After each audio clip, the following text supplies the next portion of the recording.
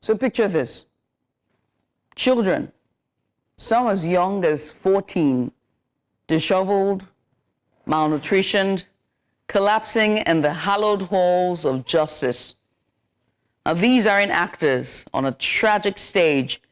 These are Nigerian minors, the youngest faces of a protest against bad governance, enduring not just the blows of detention, but the blows to their dignity, all for voicing out, for daring to demand a better Nigeria. Today, I want to look at a gross spectacle, one that puts our humanity, our institutions, and the very fabric of justice into question. This week, or rather last week, 76 young Nigerians, including scores of minors, were dragged before a federal high court, accused of offenses that read like something out of a political horror novel. Treason, for a 14-year-old, they call it. Intent to destabilize Nigeria, that's what they claim.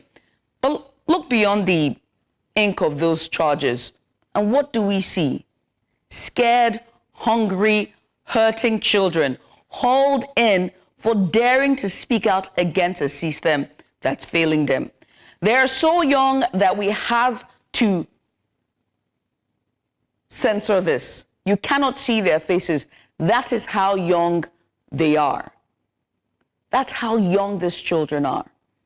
This could have been a chance for the government to listen, a moment for them to reflect on the despair driving this very, very young children into the streets. Instead, it's a display of a judiciary and an executive that is drunk on power and blind of its own sufferings. 14, 15, 16, 17-year-old children, even 7, barely navigating life, now navigating bill terms as high as 10 million naira, and also navigating court proceedings instead of being in classrooms. Yet, here they are, described as mutineers, threats to national security, and even tools of treason. But let's be clear, this is no treason. This is desperation. This is heartbreak. This is a cry for a better life. The police, the judiciary, the very institution that is tasked with upholding the rights and dignity of every Nigerian are the ones that are stripping those children of their humanity. It's a sight that spells of a no-respecting society. A sight that no respecting society should have to tolerate. And don't get me started on the police, because it is the same force that is supposed to protect and serve, tasked with that responsibility. Instead, it seems they have become experts at detaining, intimidating, and dehumanizing. They claim that these minors are well cared for. Have you seen the pictures? Really? Is well cared for watching children faint from hunger, scrambling for biscuits and water, helplessly writhing in the dock and the court? The police force wants us to believe they have followed the rule of law. But what rule permits children to be detained in very squalid conditions for 3 months under crimes fit for war criminals? They are children. And just for a second, let's talk about our hypocrisy and double standards as a people. These children, barely fed or cared for in detention, collapse from exhaustion, hunger, and fear. And guess what? A disturbing narrative has now emerged.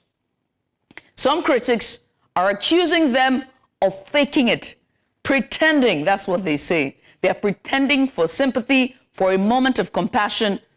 So let's pause here and ask ourselves some very crucial questions. Are there, or is these the same standards that we hold for the wealthy and powerful in Nigeria? Yahaya Bello, I'm looking at you. Where was the skepticism when the politicians wheeled themselves into courtrooms with neck braces and wheelchairs and claiming they were sick or too frail to stand trial? Where was this harsh judgment when men and women accused of embezzling billions of naira, the funds meant for the very people, filling up our prisons and hospitals, suddenly ill? They fell ill every time they were called to answer for their crimes. Time and again, we have seen politicians, and I can name them. I got names. Olisa Metu, I'm looking at you. Desiani Alison Maduke, I'm looking at you. Abdurrashid Maina, I'm looking at you. Dino Olaye, find a jeans that's your size. Can you do that? Can you find clothes that's your size? They all played the health card to buy time, to gain public sympathy, and even to evade justice altogether. These individuals appeared in court in wheelchairs, on stretchers, with oxygen tanks, claiming dire illnesses, only to miraculously recover once back in their mansions. And of course, they were peppering us. I see you, Dunamalaye. I see you. They have gamed the system, flaunted their immunity to the rules meant to uphold justice, and faced little to no consequences. But when it's the children, the hungry, tired, terrified minors, we are quick to cast doubt, to question their suffering, to dismiss their cries. We have condemned the innocent for acts we routinely forgive in the guilty. Our hypocrisy is staggering. We, as a nation, we go silent when leaders exploit health issues as a tactic to dodge responsibilities. Yet, we will turn around and doubt the suffering of those who lack the resources to defend themselves. And if we are to be a society that values fairness, that claims to care about justice, then we must hold everyone to the same standard. The minors who fainted in court was not scheming. They were not masterminds or political strategists. They are children. They are children. So let's stop with the double standards and focus on addressing the systemic injustice that led them there in the first place. The real illness here, the real sickness here, is a selective outrage we wield when the powerless suffer and the powerful continue to mock us all the same. And then there's the judiciary.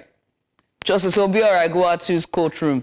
It became the scene of utter chaos as children slumped to the ground, too weak to stand. And in response, the bail terms they're so astronomical. I've never seen that kind of money before. And then it's clear that it's meant to be barriers, not opportunities for release. Because how many of those families can even dream of a 10 million naira bill per child? With the level 15 civil servants as sureties, this isn't justice. This is an illusion of fairness, a cruel masquerade with these minors as pawns. And finally, to the executive. Good morning, sir. Mr. President. Yes, sir. Ekale, sir. Ekushe, sir. Yes, sir. Sir, we may talk about progress, but how about a new Nigeria? You might talk about a new Nigeria, but while children lie on the floors of a courtroom, of your courtrooms, yes, sir, weak and hungry, detained from voicing their pain, what progress are we celebrating? Where is the leadership that acknowledges this children's plight and holds the police and judiciary accountable? How can you claim a commitment to human rights when minors face monstrous charges simply for chanting that things must change? Enough. It's time for Nigeria to ask itself some hard questions. Are we a nation that hears its youth, or one that seeks to silence them? Are we a nation that punishes dissent with cruelty, or one that embraces the wisdom of reform? Because this cannot be the Nigeria that we aspire to be, a nation where children seeking a voice in their future are battered by the present. So let's get it straight. If calling for accountability, affordable food, and few security is a crime, then we've all lost sight of justice, because chain me. I'm a criminal. And if we allow these children to become casualties of political insecurity, then we are teetering. We're just teetering on the brink of moral collapse. To the police, to the judiciary, and to the executive. Good morning, sir. Please do better. The world is watching, and more importantly, the future, the children, and my children unborn are watching. And as you watch this morning, welcome to Breakfast Extra. My name is Judith Ativi, and of course, my able co-host, Mzino Apil, is on standby. Mzino, good morning to you. Till you take your seat to really break down your prologue for this morning. It's very long, but I don't mind it because it puts together the structures of everything that we are experiencing, or we experienced last week when it comes to these minors in court. Yeah, thank you. I can't say much. Come back. When you come here, we'll talk. All right, ladies and gentlemen, this is time for us to get started on Breakfast Extra. Well, let's say a good morning and welcome. Breakfast Extra here. We bring you in-depth stories and discussions shaping Nigeria and the African continent. There's so much that we have to look at today. We start with the hot topic where Nigeria here. It's shocking details that are emerging about the treatment of minors that we carried very, very aptly inside of our prologue. Let me jump to that and say congratulations, Judith. I always think that your prologues are very long, but that people won't mind listening. Whenever is it? I don't know if that's I'm trying to create that balance here, and I'm not saying that it's a bad thing. I'm saying it's so beautifully put together because you're actually expressing what people have in the back of their minds but are not articulating. Yeah. And you created a picture of this administration, Tinubu, as that face on one side of the ring. The red side is Tinubu. Yeah. And then on the other side, a baby with a feeding bottle. Thank you. And they're about to go head to head. Yes. And these are the people who are being charged with treason. I find it very... And then when you think about the theater that you created of what our courtrooms have become, especially with office holders making it that courtroom, being the players, Metu. I almost forgot Olisa Metu. Do you remember he actually ate... what was that he ate just because he didn't want it to get used as exhibit? It was very interesting. We have quite an interesting judiciary in Nigeria. And I don't know if you on the staff group on our WhatsApp platform, I was asking a particular name because I was trying to come up with whilst writing this monologue, and what in researching for this, the names I mentioned were just a tip of the iceberg. There's a lot to more. Go back all the way, and I only had to. The reasons why I had these pickings were those who were in the court.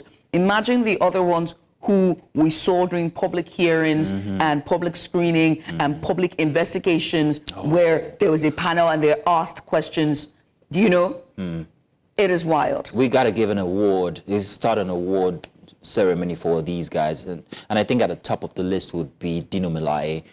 He's very good. I mean, I've never seen acting. I've never seen anything as, and I will say this, right? And that's our job. We have to speak truth, and we have to hold power accountable.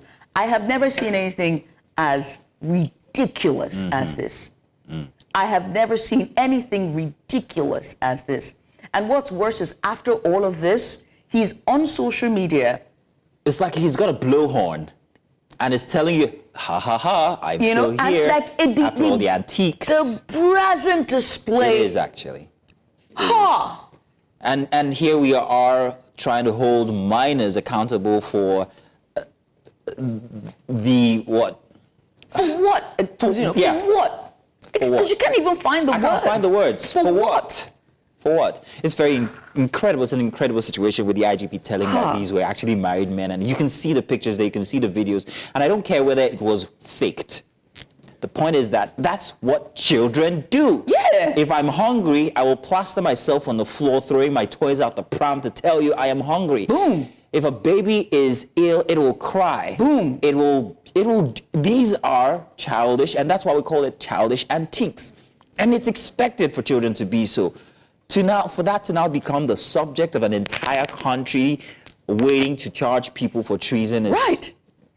It's crazy. And they've been held for how long? For more than 3 months now, 93 days and counting. And what is wild about this is that most of the press and most of the country is just finding out that not only did they make this arrest, but they held them. Oh, for all that while. For You thought all they that went time. home. They didn't. They've been in detention. And the courage for the court to actually say, okay, now it's after 3 months, where are those kids? Let's bring them out and make an example of them. Something is very, very, very... Judith, we'd like to apologize to the audience because we've talked all our way into getting to our big report segment here. We'll find time to bring you some bits of the dailies maybe as we continue the conversation. But I think it will be time for us to step into our big report for today. So this morning, first off, let's say welcome once again, and let's kickstart the show with a big report. Tell you what, let's do this. We always start with a sting. Let's do that right now, and then we'll be back to continue. The arraignment started with a drama as conspicuously malnourished minors collapsed before the court, forcing the trial judge Obiora Igwatu to excuse himself for a while. The scene invoked an outburst from counsels as many in the court remained shocked at the event transpiring.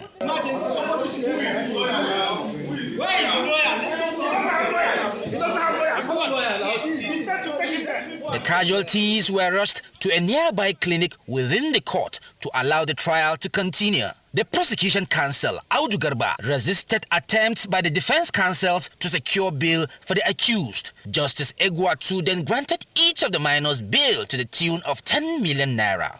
The matter has been adjourned to January 24 for the substantive hearing of the matter so far. And the court has graciously granted a bail on a very, very stringent conditions, which they are to be remanded in Kuje Correctional Centers, while others are to be remanded in the Boston training, pending the hearing of the substantive charge. These people have been in lawful custody of the police for a considerable length of time, and none of them exhibited any sickness. The court continued sitting until late in the evening. One of the prosecutors urged journalists to disregard allegations by the defendants, suggesting that the protesters were being violated. They started protests, violent protests with flags, foreign flags, Russian flags. Haba, is that what we want in this country? Don't mind the defense counsel. They will always say something to tarnish the name of Nigerian police. It's not true. The defendants also took time to counter claims by the police prosecutor. We had to rush some of these young children to the clinic within the facility of the court for them to be resuscitated. Some of them are still receiving treatment as I speak to you in the clinic. This young person has been arrested since the 2nd day of August 2024. Over 3 months, they've been left without clothing, without housing, without proper care. They are looking very malnourished, as you can see the videos that are flying around social media. You understand? The Tinubu government should discontinue the charge. We make a passionate appeal to the AGF, Bola Tinubu, that he should discontinue the charge. He should take over the matter and discontinue against these children, so that the children can return back to school, and the Attorney General of the Federation has the inherent powers to take over this matter under Section 174 of the Constitution. That Baba Lateef Fagbemi should take over this matter and discontinue the charge against the children. The protesters are being arraigned on a 10-count charge bordering on alleged treason and conspiracy to commit felony with the intent to destabilize Nigeria. In Abuja for News Central, I am Emmanuel Bagudu.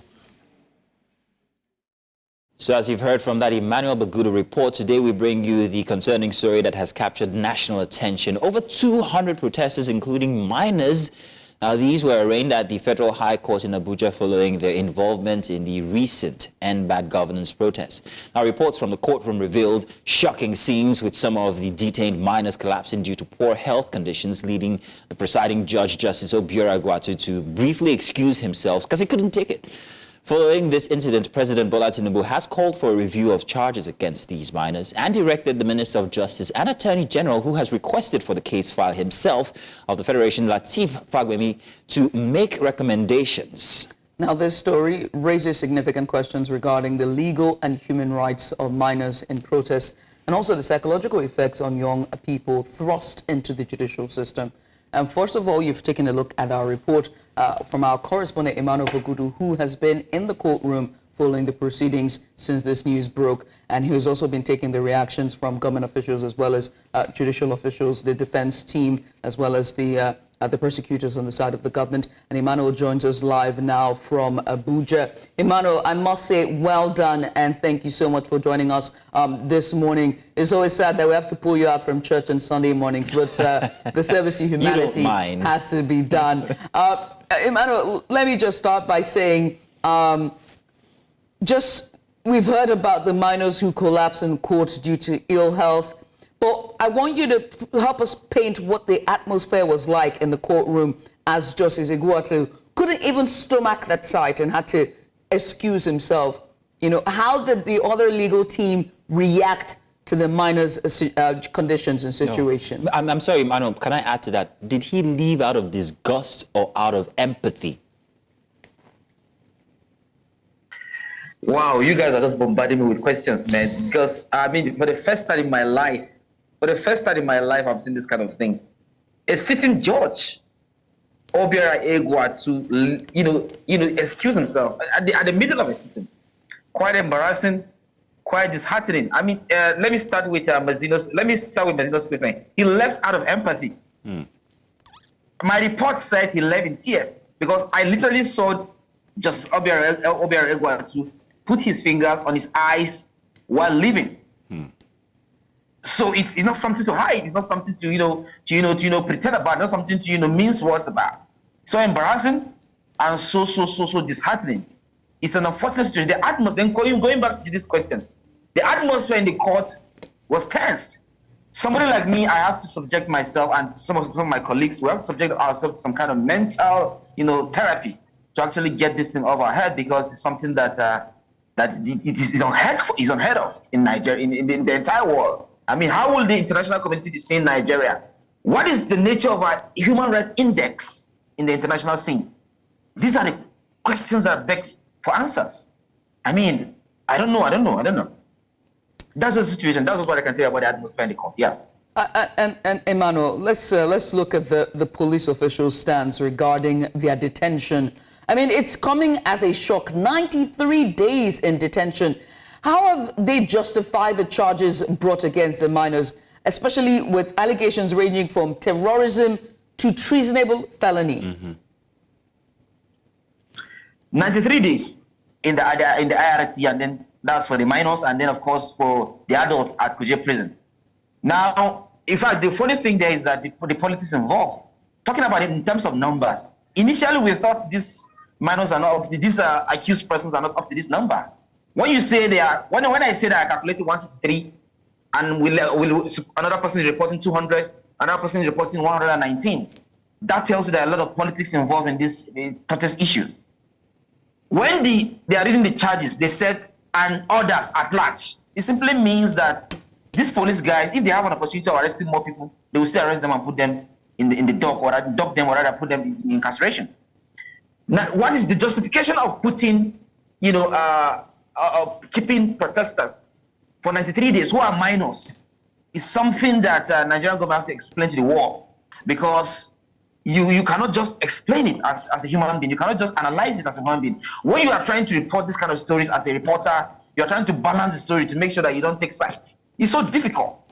It's so difficult. If a sitting judge can excuse himself in tears without thinking whether people will think he's biased to the side of the minors, who am I as a journalist to just start thinking that I have to, because it's something that's so confusing. How can you report this kind of story without actually putting some kind of emotion to it? This is a professional aspect that I keep asking myself, and I think it's a challenge for me. It's a challenge for me. So talking about the justification for keeping people for 93 days is pure politics. There's no way you can just talk about it. It's pure politics. The government of the day doesn't want anybody to come, spoiling their name. They don't want a bad image. That is the reason why they have to go that far in keeping children, including accused persons, including minors, for 93 days in very, very, very unhealthy conditions. I can literally count their ribs. These malnourished children, I can literally count their ribs. They collapsed right in front of me in the court. I was the only journalist in that court as at when it happened. As at when it happened, because I was in the court as early as 8 a.m. 8 a.m. on that day. So it happened right in front of me. I was the only person. Both my colleagues later joined me, and then, of course, when I saw my colleagues and me somewhere like that, I just become consoled. At least a lot of us are now together in the scene. So I was calm. So justification for keeping people for 93 days, including minors, is pure politics. Pure politics. Bagudu, and then doing politics to the life of children is something that we have to think about. Yeah. I want to pull your emotional strings for just a bit now. You just stated that you were there right from very early, and you saw these minors and also perhaps maybe some of the individuals that can be considered adults walk through into the court. Now, when you saw these minors, what feeling actually came forth from you? Did you feel like this is just what was? I don't want to prompt you. What was the feeling that came from that visual, from witnessing that? Yeah, the feeling that came to me is about the future of Nigeria. These are children that are below 18. I mean, look at our own future. I mean, for instance, if you release, what came to my mind is that, for instance, after this, what will become of this child that is growing up? What will he be thinking about Nigeria? And we're talking about a total of 76. Now we have 76 citizens below the age of 18 facing this kind of thing. By the time they are out of prison, by the time they are out of detention, at least the president, thank God, the president and the Attorney General of the Federation now, show some interest. Now, by the time it's more of a damage control. Now, what will happen? What is the fate of these children when they're out? What would they be thinking? That's what came to my mind. So, supposing they're out of this detention, what would be their thinking about Nigeria? Would they ever think that Nigeria has something for them? Would they ever think that there's hope for this country? The hope for this country? Would they ever think that they have a responsibility of realizing the Nigerian dream at their age? Those are the things that came to my mind. And that should be that. I believe that's what everybody's mind. Yeah. Right. Emmanuel, before we let you go, I also have to ask about the families of the minors that were there as well. What was their reaction? Was it the first time for them seeing the children? What walk of life do they come from, the social strata? And just when interacting with them, did you get a chance to interact with them and have a feel of them? And what was that like for you? Yes, like I said, I interacted with a lot of them. I interacted with 2 parents. And then, of course, some few people who are within Abuja that came to sympathize.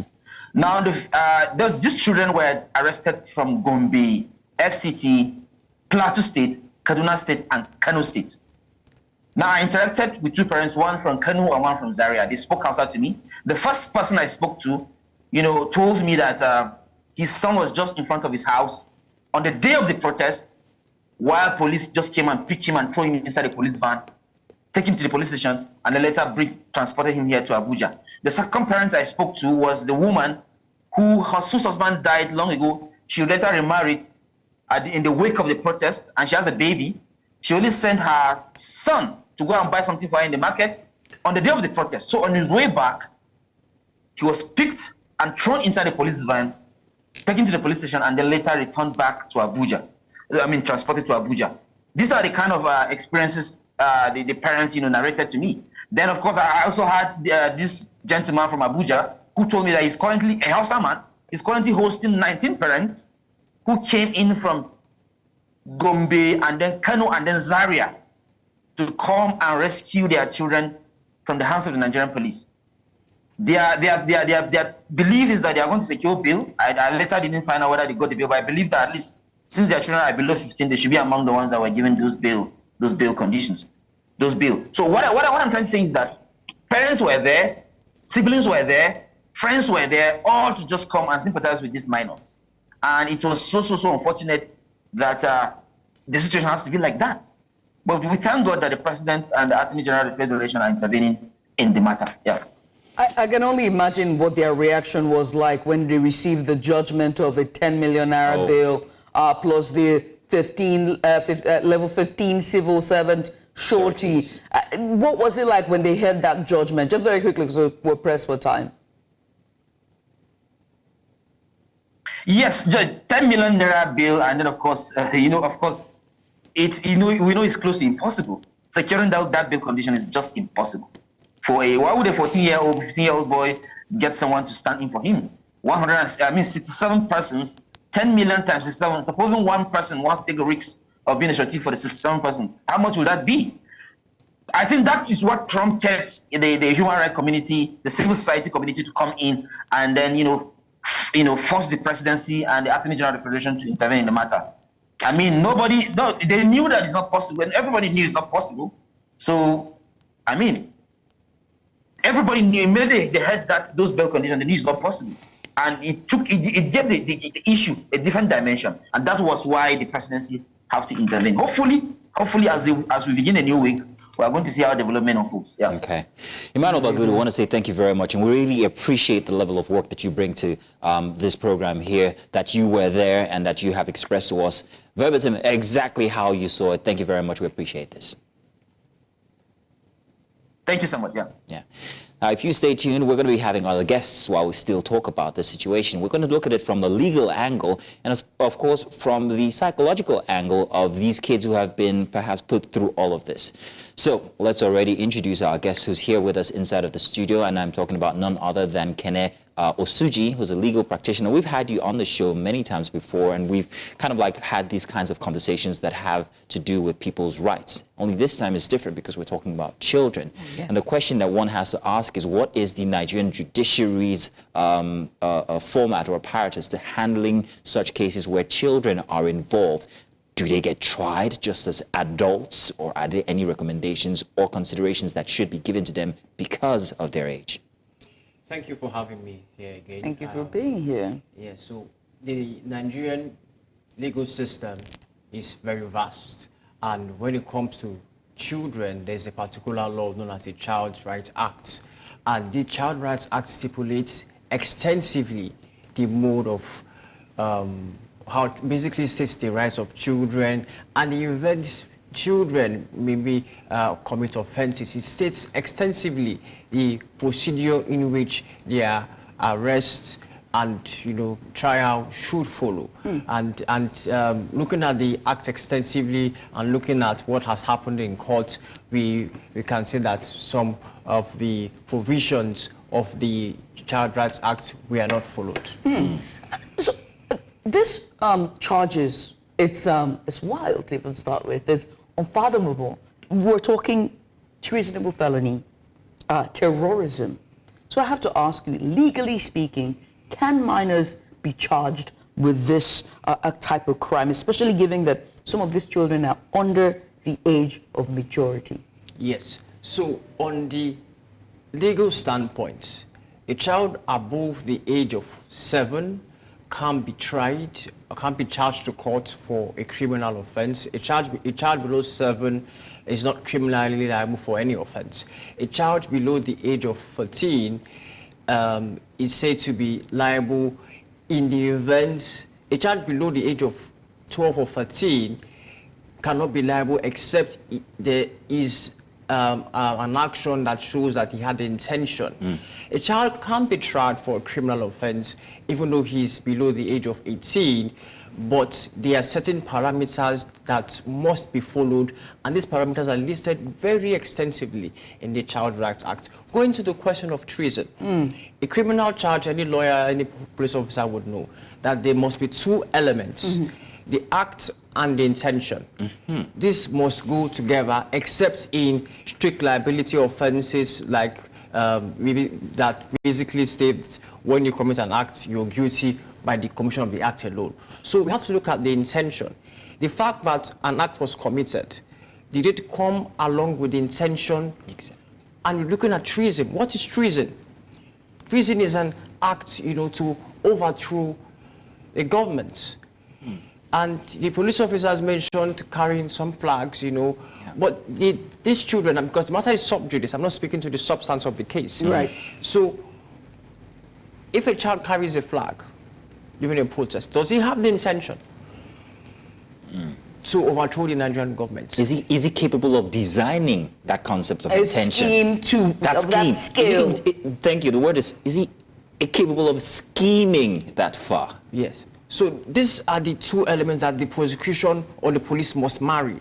And when you're investigating a case, you know, you must look at the acts, you must look at the intention, marry them together for there to be a successful charge. So the question that will be asked, I believe, by the Defense Counsel will be whether these children of 13 years, 14 years, had the intention to overthrow the Nigerian government.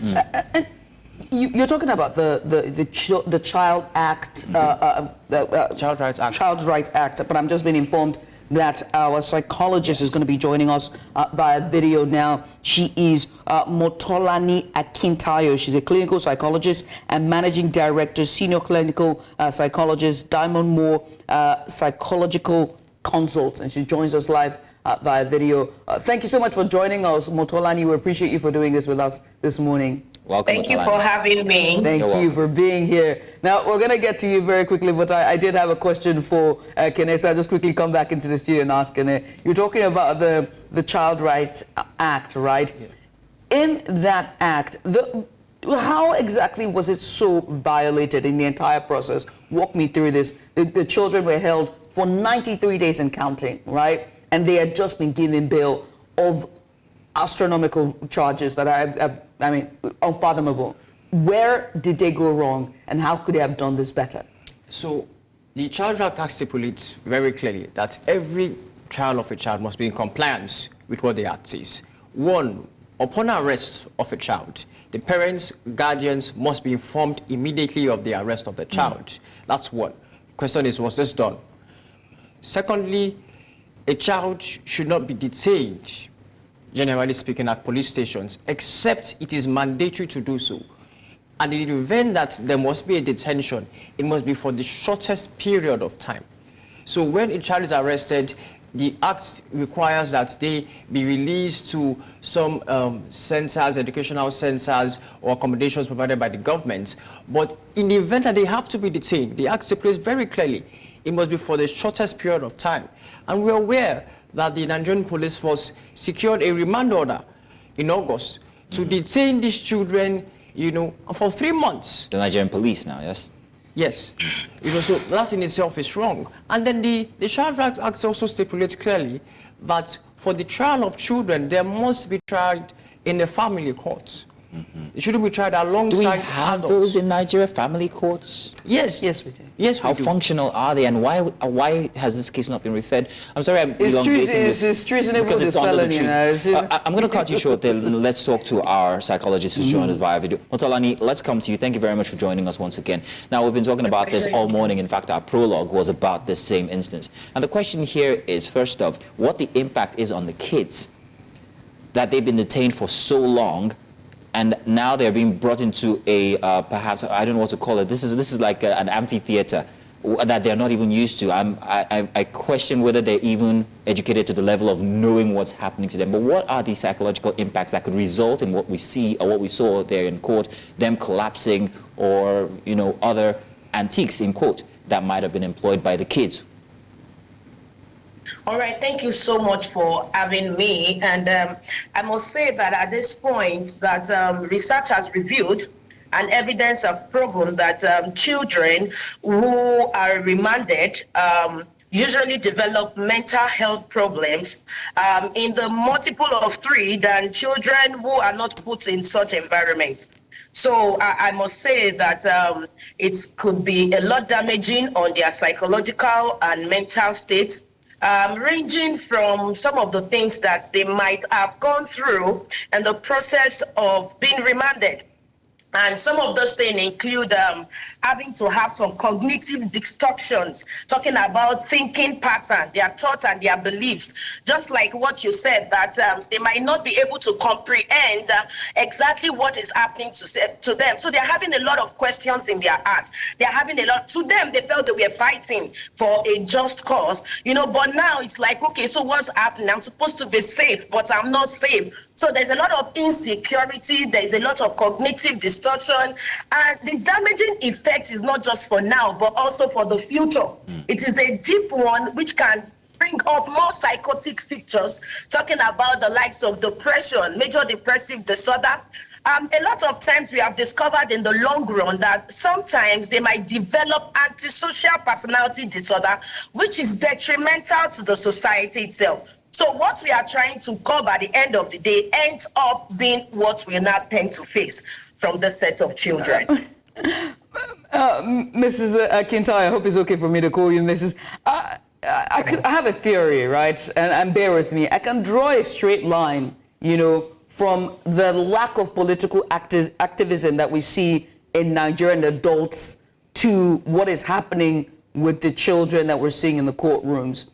And my theory is that because because of the heavy-handedness that we see with the law and our judiciary and how they like to make example of the minority, oftentimes when they come out to speak out, we see when they grow up into adulthood, they wash themselves out, and we always make statements like, oh, even if I vote, they're going to pick who they want to pick, right? And so for children involved in political activism at such a young age, and let's put into context what the nation is going through at this time, how can being charged and detained at such an age, a young age, affect their development, both in terms of mental health, their sense of security? And when I say security, I mean that thing of, as I said, young adults, or rather adult Nigerians, always checking out or finding a better way to jackpot. All right, thank you very much. That's a very brilliant one. Usually, children make recourse to what they hear from their parents. I'm sure we are so familiar with it that while we were growing up, you hear parents keep telling you, when you were small, Nigeria is this, Nigeria is bad, is this, is that, and then we still grow up and the children are hearing the same thing. So most of the time, what happened in being an activist in that context is from what they heard from their parents. And the truth is, whether we like it or not, they are also at the receiving end of whatever is happening in the society. So at the end of the day, in the long term, we are losing talent and resources. People that should stand up for the nation in the future. We are losing a bundle of people who are supposed to believe in our nation and give back to the society. So at the end of the day, you will not be surprised if the same set of people, like you said, are the ones who would feel that the nation is not protecting me, I'm not safe in the nation, then why not I move to a place that will much more protect me and give me the safety and the serenity of mind? So just like you said, in a long way, it affects their commitment and their loyalty to the national status. Right. Thank you so much. Thank you very much, Matalani. We'll get back to you. I want to come to Suji here, Mr. Suji Kene. Now, we see all of this happening, and I'm wondering what the impact could be, what the precedents it's setting for youth involvement when it comes to protest or matters of governance. What are the consequences of this? How is this going to set the platform for what we see onward? Is this a strategy by the government to actually make the youth population very docile, seeing how in Africa youth activism is becoming a strong thing? So in Kenya, Ghana, Botswana, maybe it's Nigeria's turn. Maybe we even started it. So what from are hashtag all the protests we've had, bad governance or NSAS. What is the consequence of this confinement, this stress on this case, especially on the youth population when it comes to governance? Right. So there are effects of actions like this by the government and by government agencies, and due to the pressure, the violation of human rights, Nigerians can take it maybe for too long, but when rights are confined to an extent that people can no longer, go about their lives, in compliance with what the law says, there's most likely going to be a reaction, and reactions can be in different ways. People taking up courses, in law or other affairs, people protesting more because people may see that lives have been lost and then say, I'm not afraid to lose my life for what I believe in. So the actions of governments have ripple effects. You can cause fear, and the fear can turn maybe to something else. Sorry, Julie. Go ahead. You're on the cusp of something here. We are on the cusp of one very interesting concept here. Now, my question is the suggested intent on the government to make this a big deal. We all know the gravity of the crime of treason. But is this a kind of use this case to show them, I don't care who's involved, whether minors or not, use this case to show them that we mean business. Could this be a strategy from the government or from the judiciary itself regarding protests or dissent? Yeah, because if you look at the precedents before the protest, the government persuaded Nigerians, they begged the youths, do not go out, do not protest, you know, it may turn violent. And in some areas, it wasn't violent initially, and then it got violent in some states, you know, and the government was intent to forestall protest. And there were court orders granted 24 hours before the protest to confine the protesters to a location, and then government made it clear that they would not allow violation of, they would not allow destruction of property. And then I believe that may have been a reaction to the government to show intent, like you mentioned, to show commitment to having, maybe suppressing the rights of Nigerians, and then showing intent to punish, very punitive citizens if it did not be to the will of the government. I must say, Kenneth, and work with me. Let's just play this game, shall we? Okay. You ready? I'm ready. All right, let's do it. If they are found guilty, what is a crime for treason? What is a punishment for treason? And would it be exerted on these kids? So generally speaking, treason, if found guilty, is punishable by death. Attempt to treason, if found guilty, is punishable by life imprisonment. However, the Child Rights Act, which guides trial and everything relating to children when it comes to judicial administration, states that a child cannot be sentenced to death. Can they be sentenced to life in prison? So the Child Rights Act also says that if a child is found guilty of treason, murder, or any action that causes grievous bodily harm, you know, in the court, in the family courts, the judge can make an order to, because the words used are not conviction or sentencing for children. So the judge can make an order that the child, such a child, can be kept somewhere, you know, and then the place where the child is to be kept is not a general prison, you know, as long as it deems fit. So the child should be kept in legal custody. That's the word the Child Rights Act uses. So the child can be kept in legal custody. The Child Rights Act protects from what age to what age, just for the sake of our viewers? Anybody under the age of 18 years. Anybody under the age of 18 years. You are the executive director of ELA Africa. When you heard the news of them being held for 3 months in jail, how was that reaction for you? Well, unfortunately, I wasn't surprised. The very first case we handled as an organization, the ELA Initiative, was a case of a minor. We were interviewing inmates at a prison in Lagos, and then I saw a minor walking, and then I knew that we have to take his case. He was out of place. He shouldn't have been at the prison where he was. He should have been at the juvenile center, you know. So we go to prison regularly and we see them there. So this is not the first of its type happening in Nigeria. Across prisons, across the Federation, via email. So when I saw that, I could relate clearly to what's happening what is happening. Or what that kid went through. Exactly. Ken, I want to say thank you, but we're going to put a pause on this conversation for just a minute because we're going to be bringing you the news by 9 a.m. So we're asking that you do stay tuned. It's still Breakfast Extra. There's still so much and so many other subjects that we have to touch on for today's show. We'll be back after this. And you're welcome back. You're watching Breakfast Extra here on News Central TV. We've been talking about the minor #EndSARS governance, or rather End Bad Governance protesters who were arraigned in court and collapsed, that have now sparked outrage and also criticism and a lot of skepticism about, you know, their collapse or the system. And so we're having an in-depth conversation about this, the legal implication of them being arraigned at such a young age, as well as the psychological effect on the children, as the minors, and also their parents as well. And also joining us to discuss this, our guest from earlier, we have Kene Osuji, who is a legal practitioner and the executive director, the ELA Africa. And we also have Motolani Akintayo. She's a clinical psychologist and managing director of senior clinical psychologist, Diamond Moore Psychological Consults, and they both join us with the discussion. Now, Motolani, just to wrap up this, I want to come to you for my final question, right? And let's also put the family into view. We've been talking about the minors, but so much so the family. While speaking to our reporter, we heard him talk about how a mother was saying, one of the parents was saying that she sent her child on an errand and he never got back home. one was standing in front of their home, and he was, taken along with the rest of the boys. And the next thing she heard was that the child was in custody of the police for treason and crimes, treasonable felony. And so we have to ask the question about, what it means for their family at this time in terms of trauma for them and stigmatization as well. Would they be stigmatized by the community, and just how the relations will be for the parents moving forward? That's a very good question, excuse me.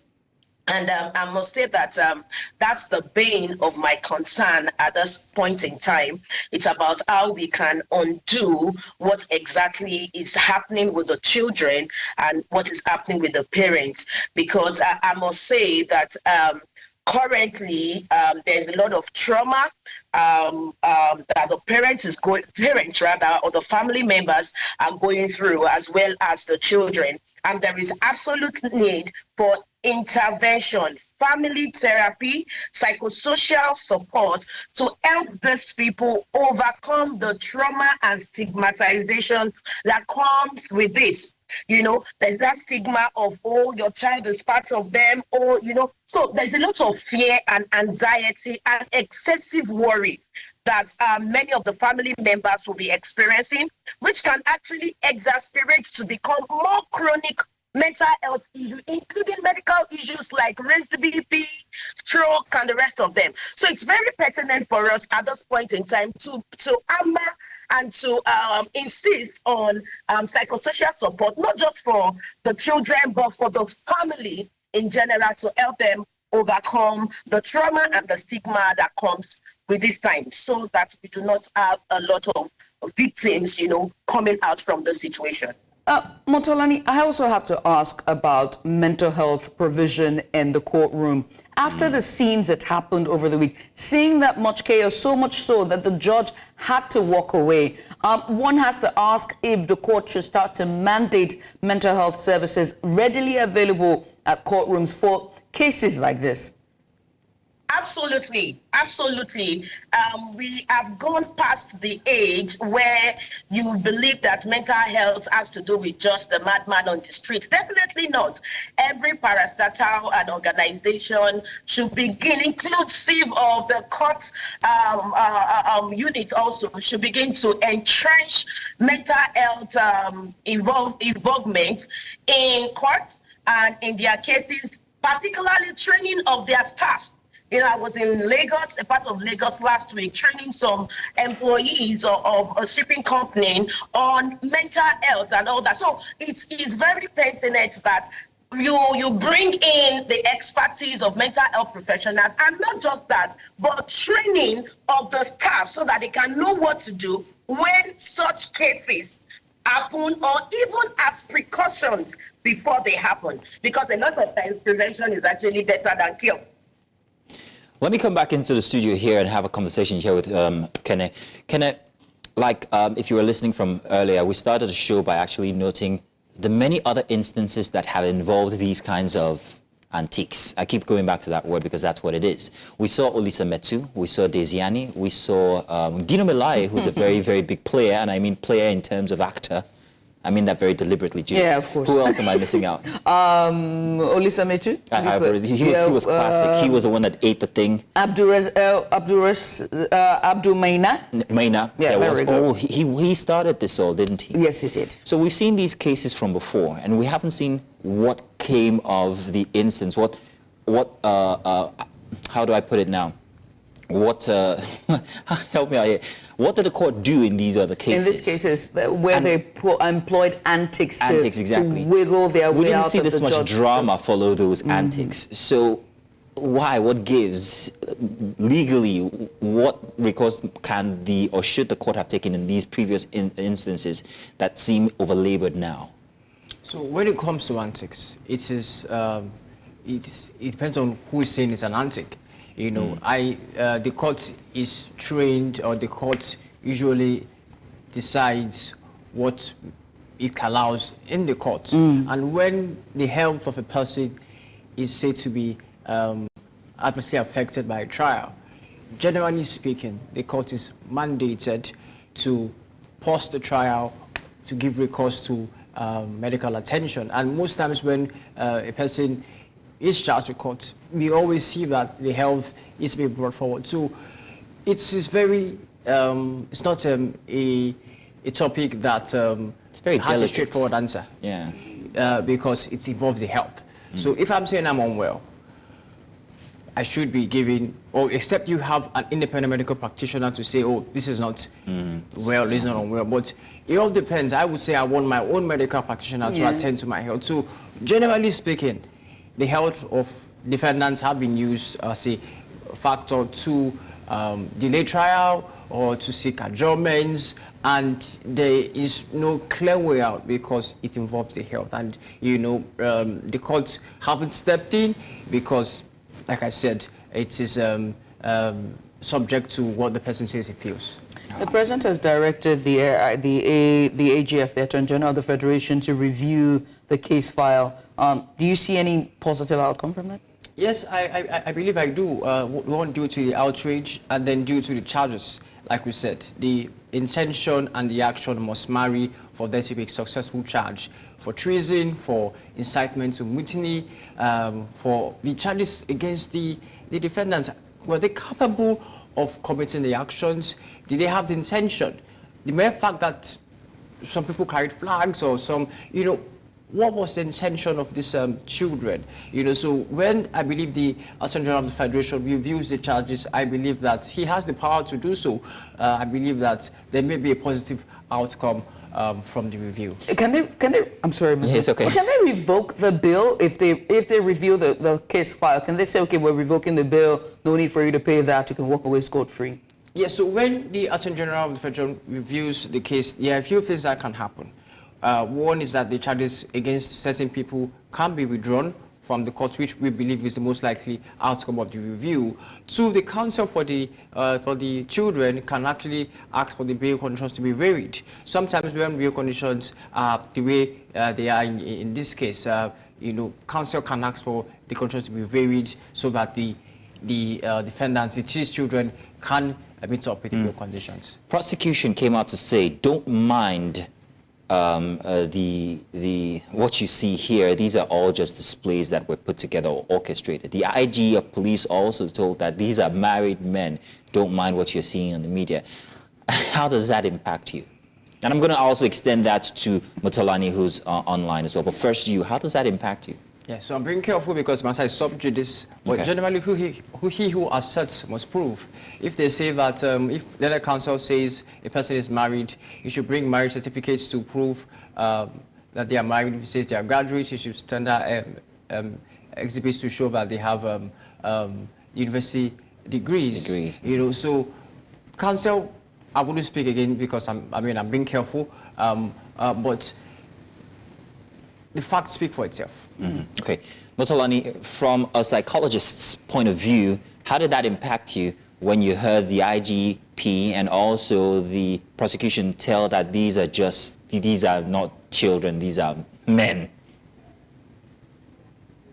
Wow, sincerely, because we were not there in person, we would not want to, we want to be careful and not totally say it is not as it is or as it is said, but we would want to just look at the modality and pictures that we have there, and see things from the perspective of people who actually witnessed it.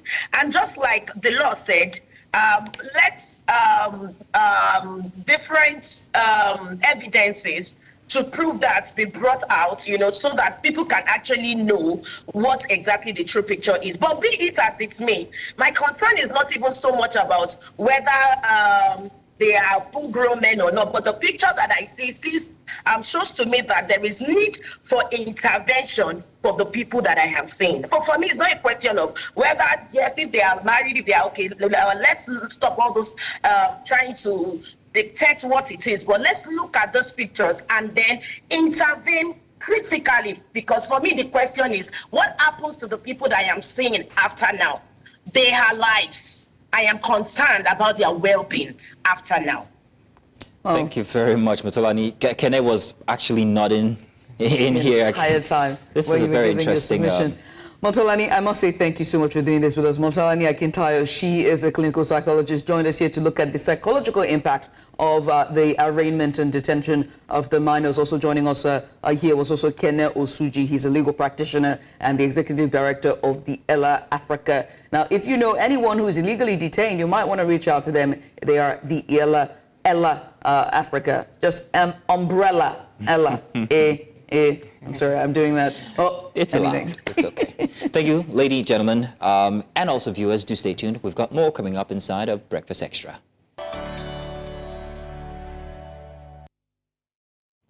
Good morning again, and welcome back. It's time for the big story, our second for today. And we're looking at the unfolding political and legal drama surrounding the Rivers State government and the recent Federal High Court ruling that restricts the Central Bank of Nigeria from releasing financial allocations to the state.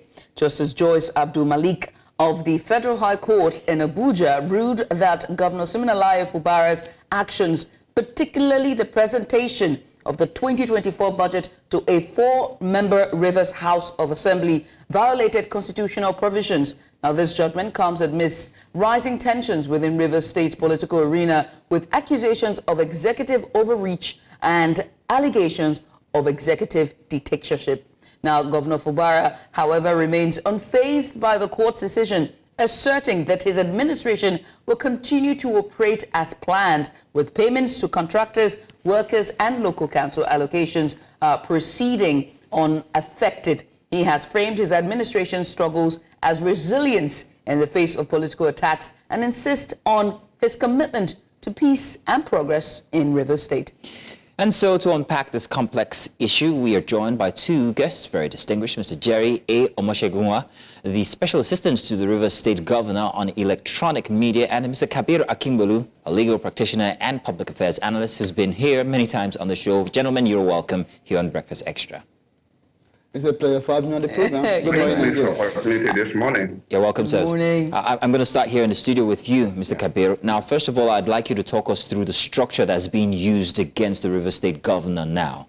That structure, which has in it what they're saying is the fault, that is the 4-man member committee that this paper was submitted to initially.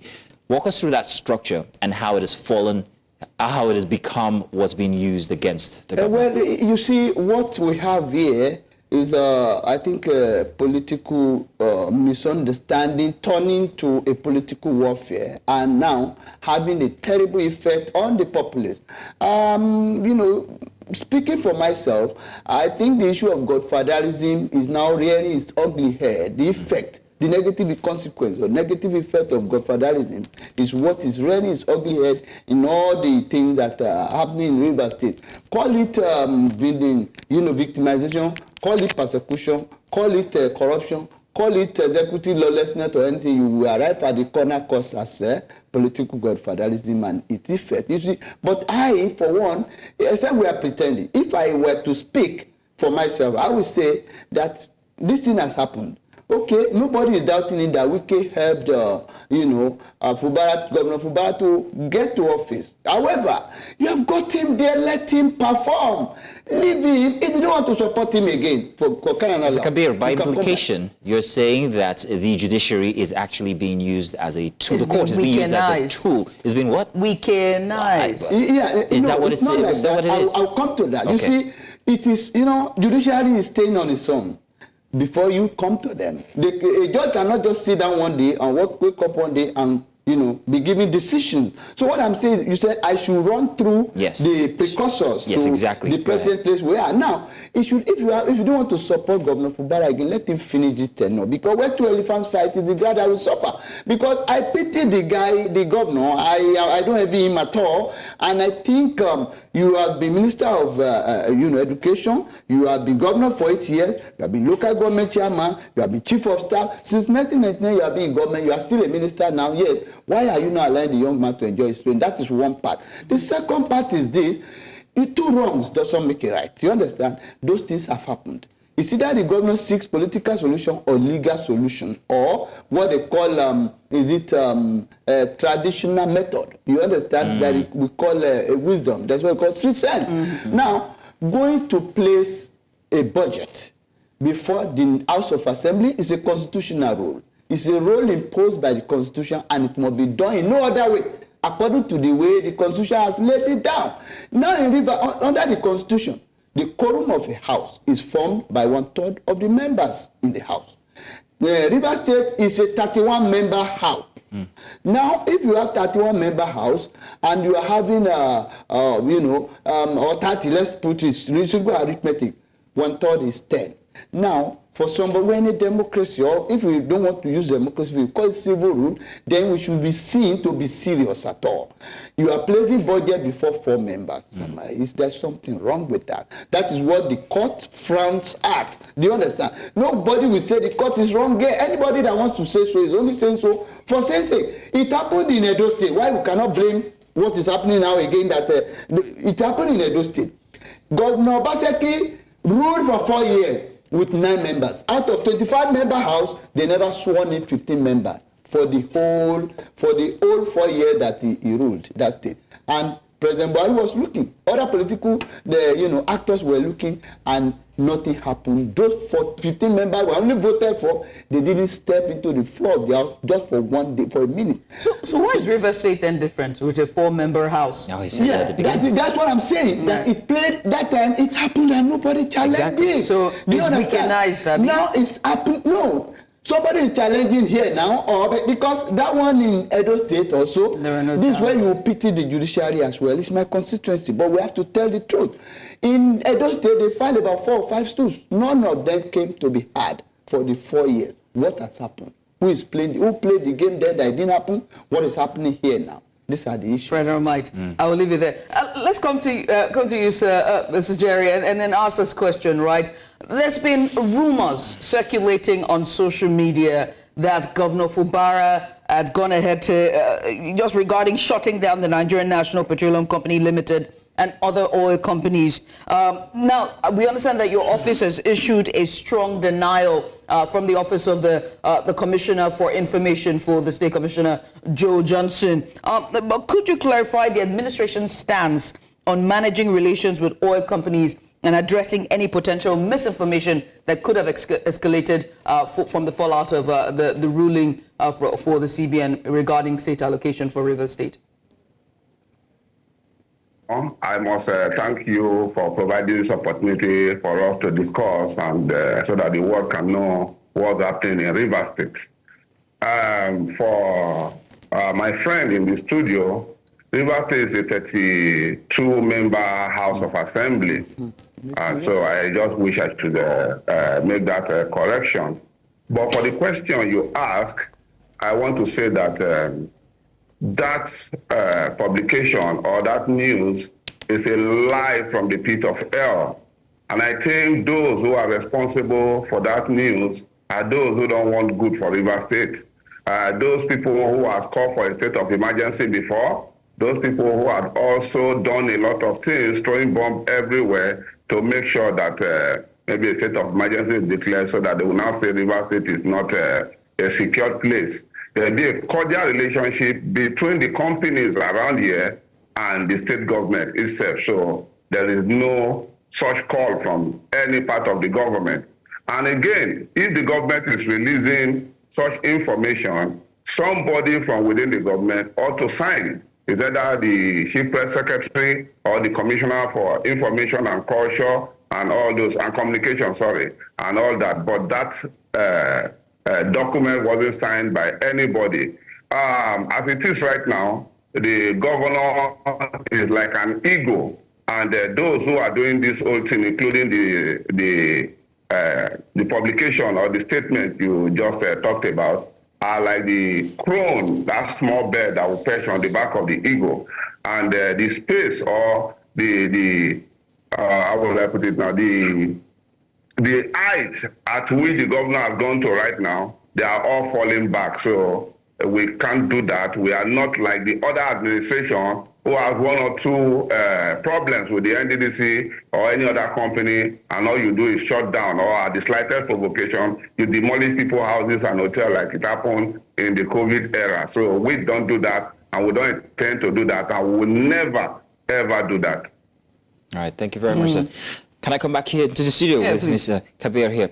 Now, regarding the intention of the court when it comes to this restriction on the allocation to Rivers State, is it meant to be a punitive in any way, shape or form, a punitive measure against the governor? Does it seem so? And if it is, what consideration is being given to the effect on the people, on governance of the state? I would have expected the court to give a judgment. Nobody can fault the judgment. Yeah, of course, you've established that, yes. However, the court should have, for the purpose of good governance and in the interest of democracy and development in Rivers State, the court should have come to a conclusion to say, okay, from the findings before us, this is what we have found, this is not good, this is not okay, this is not okay, that the governor should go and present a budget before a properly constituted house within XYZ time.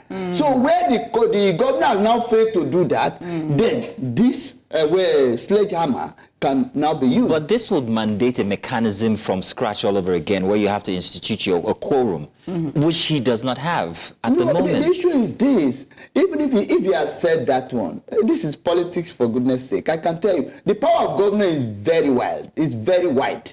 Very, very wide and elastic. So if the governor wants to do that, sometimes you do things, you can call them for the purpose of the budget, play your own politics, let it be, let this thing be passed, at least let there be a quorum. If there is a quorum, there might not be issue. At least. But that is the main issue now. That lack of quorum and that division within the party itself is what's causing all of this to fall out. But at least the court should have at least given that room.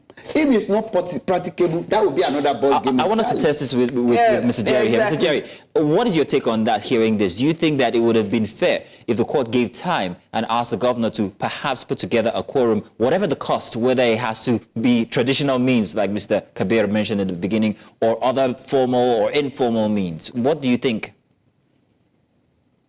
I think that the idea of quorum is arguable.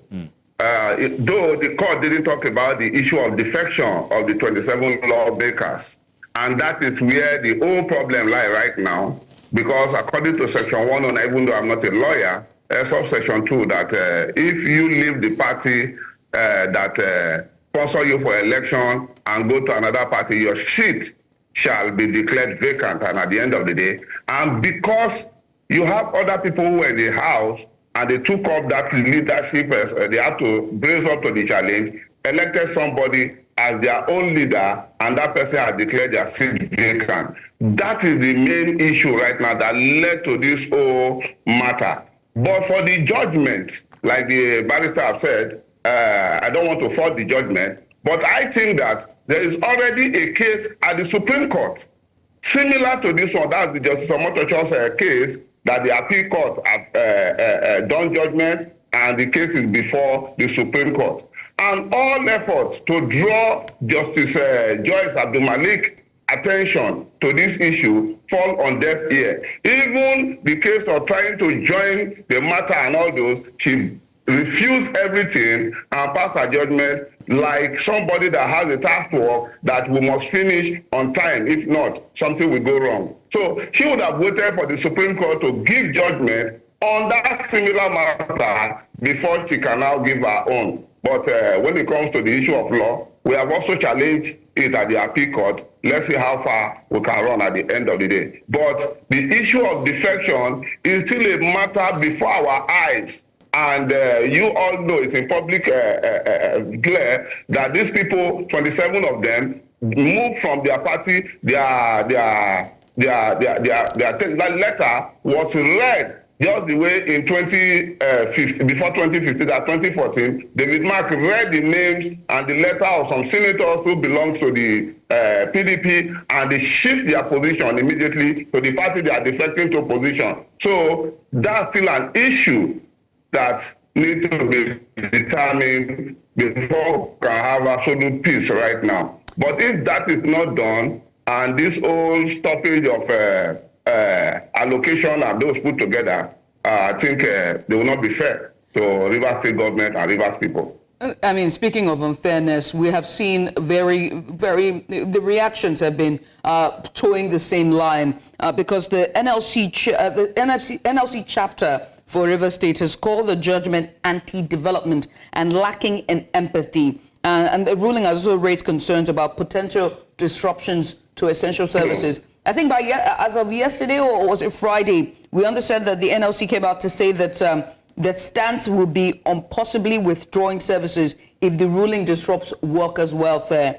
So has the government communicated with the NLC or taking any steps to mitigate the impact on state workers and their services?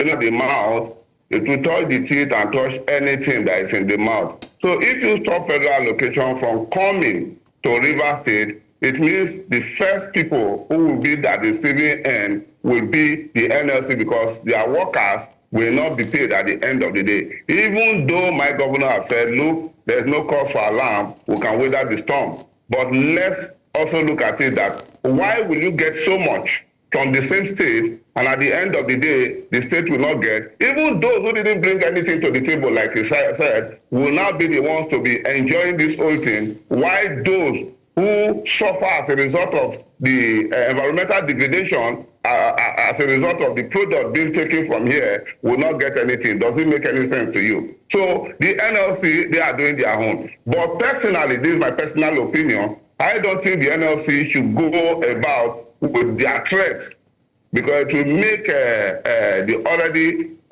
not too good situation to go worse. Unless the NLC national, that's the entire NLC led by Yuba Waba, what's his name? Joe Ajeru, right? Can say, okay, injury to one is injury to all. Since this will be happening to Rivers State, let's all come together and shut down the Nigerian economy. But if it will be for Rivers State alone, it will be adding more pains to people who you think are already paid. So they shouldn't, please. The governor has said, he has allayed the fears of, the citizens and also workers alike. He said that, plans will continue, payments will be made, promises and communication with contractors regarding, plans and construction and infrastructural development will continue. And so one has to to ask the question, how is he going to do this? Is that why we should forfeit our...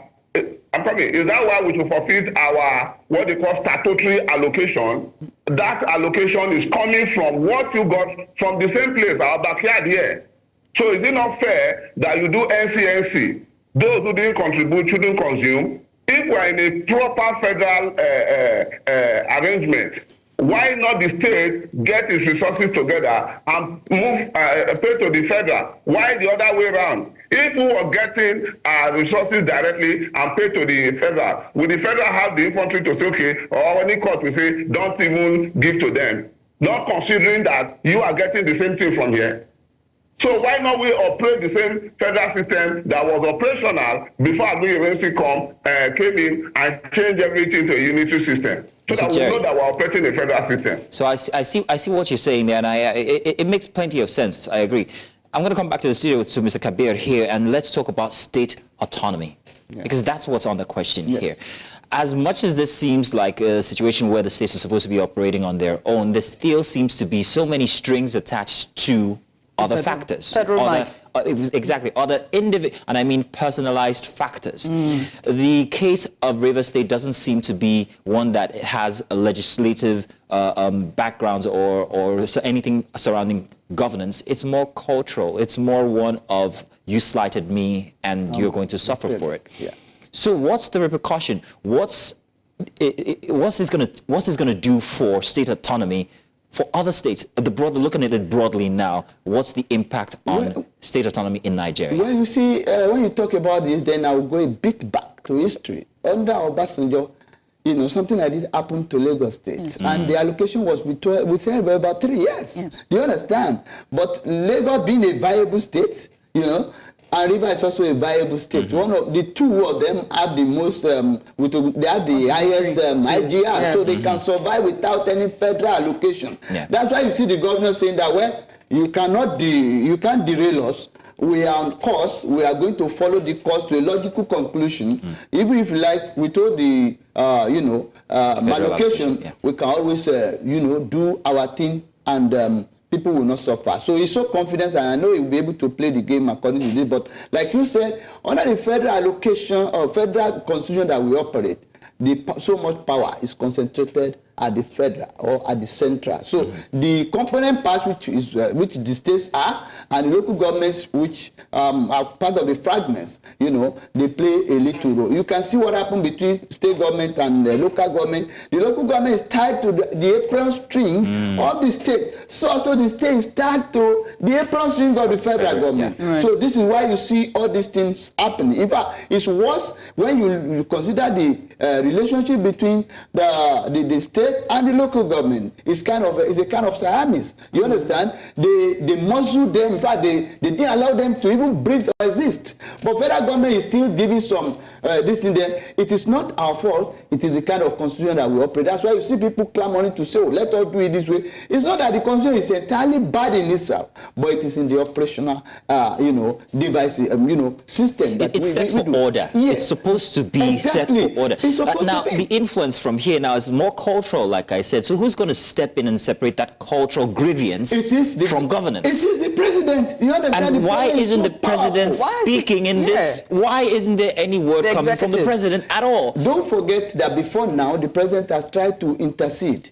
He called the state government. He called the government of Rivers State and the key players in Rivers with the minister. And so that's it? He hands off after it doesn't work? You understand? In fact, under some other government in the past, what would have happened is a state of emergency. Some government, but at least I'm not saying things are right there. Me, I am particularly pained with the way things go on in Rivers State. You understand? Yeah. It is just. I think Mr. Jerry is trying to pass. Mr. Jerry, did we hear you? Did we hear you speak? Did you want to come in there somewhere? I'm asking your guest in the studio, what the president did you call that intervention?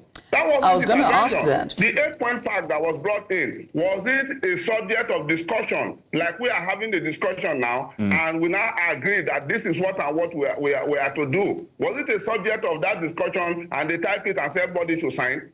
Have you asked why Sir Dr. Peter Odili, who was the one reading the whole statement, has to be the one to even walk out and didn't sign that thing that he read to people? It was an intimidation. And the governor said, okay, fine. If it is this that will lead to peace, fine. And at the end of the day, who was the first to violate that one? Why didn't the president call them to order? When the governor agreed and signed and said, look, I am going to abide by everything. After all, it's not a death sentence. He went to the court and said, look, let us withdraw our defense, hoping that these people will also do their own based on the peace pact. When they didn't withdraw their own and they got justice or got judgment from Justice Omotocho, what did the president or presidency do? And that's the situation we find ourselves right now. So what you call intervention has been the one that is causing fire right now in the River State, because that Justice Omotocho's judgment that came in before the case that came in before the defection. And at the end of the day, they defected. And part of the agreement, if you check that agreement, I think number 5 or 6, that said all the people that resigned from their party, he didn't even ask them to return. He said all the people that resigned from their party, that he should give in the right to operate. Are you now usurping the 1999 Constitution as amended, that Section 109 says that anybody that leaves the party and move to another party, his seat shall be vacant? Mr. Jerry, I'm going to pause you there. I'm going to pause you there so that Mr. Kargbo can actually have... Now, based on the fact that they didn't withdraw their own case, all right, the governor withdraw their defense. All right, Mr. Jerry. That's the situation we find ourselves right now. So it was like even a setup from the president. All right, let me come in here, right? And I'm going to take a theme from that, which is conflicting court orders. And I'll come back here into the studio to talk to you, Mr. Kargbo. Conflicting court orders is the same thing that INEC cited regarding the by-elections to fill up the 27 vacant seats in the Okojombo-led House of Assembly. Can you speak to that phenomena? There seems to be an issue, and not just in Rivers State as well. We see this recall over and over again in Nigeria's political narrative. Yes, first of all, before I even react to that, I forgot before Mr. Jerry, before his last response, the response he had before, he made a statement that I'm not too comfortable with. So we are discussing, nobody's interested here.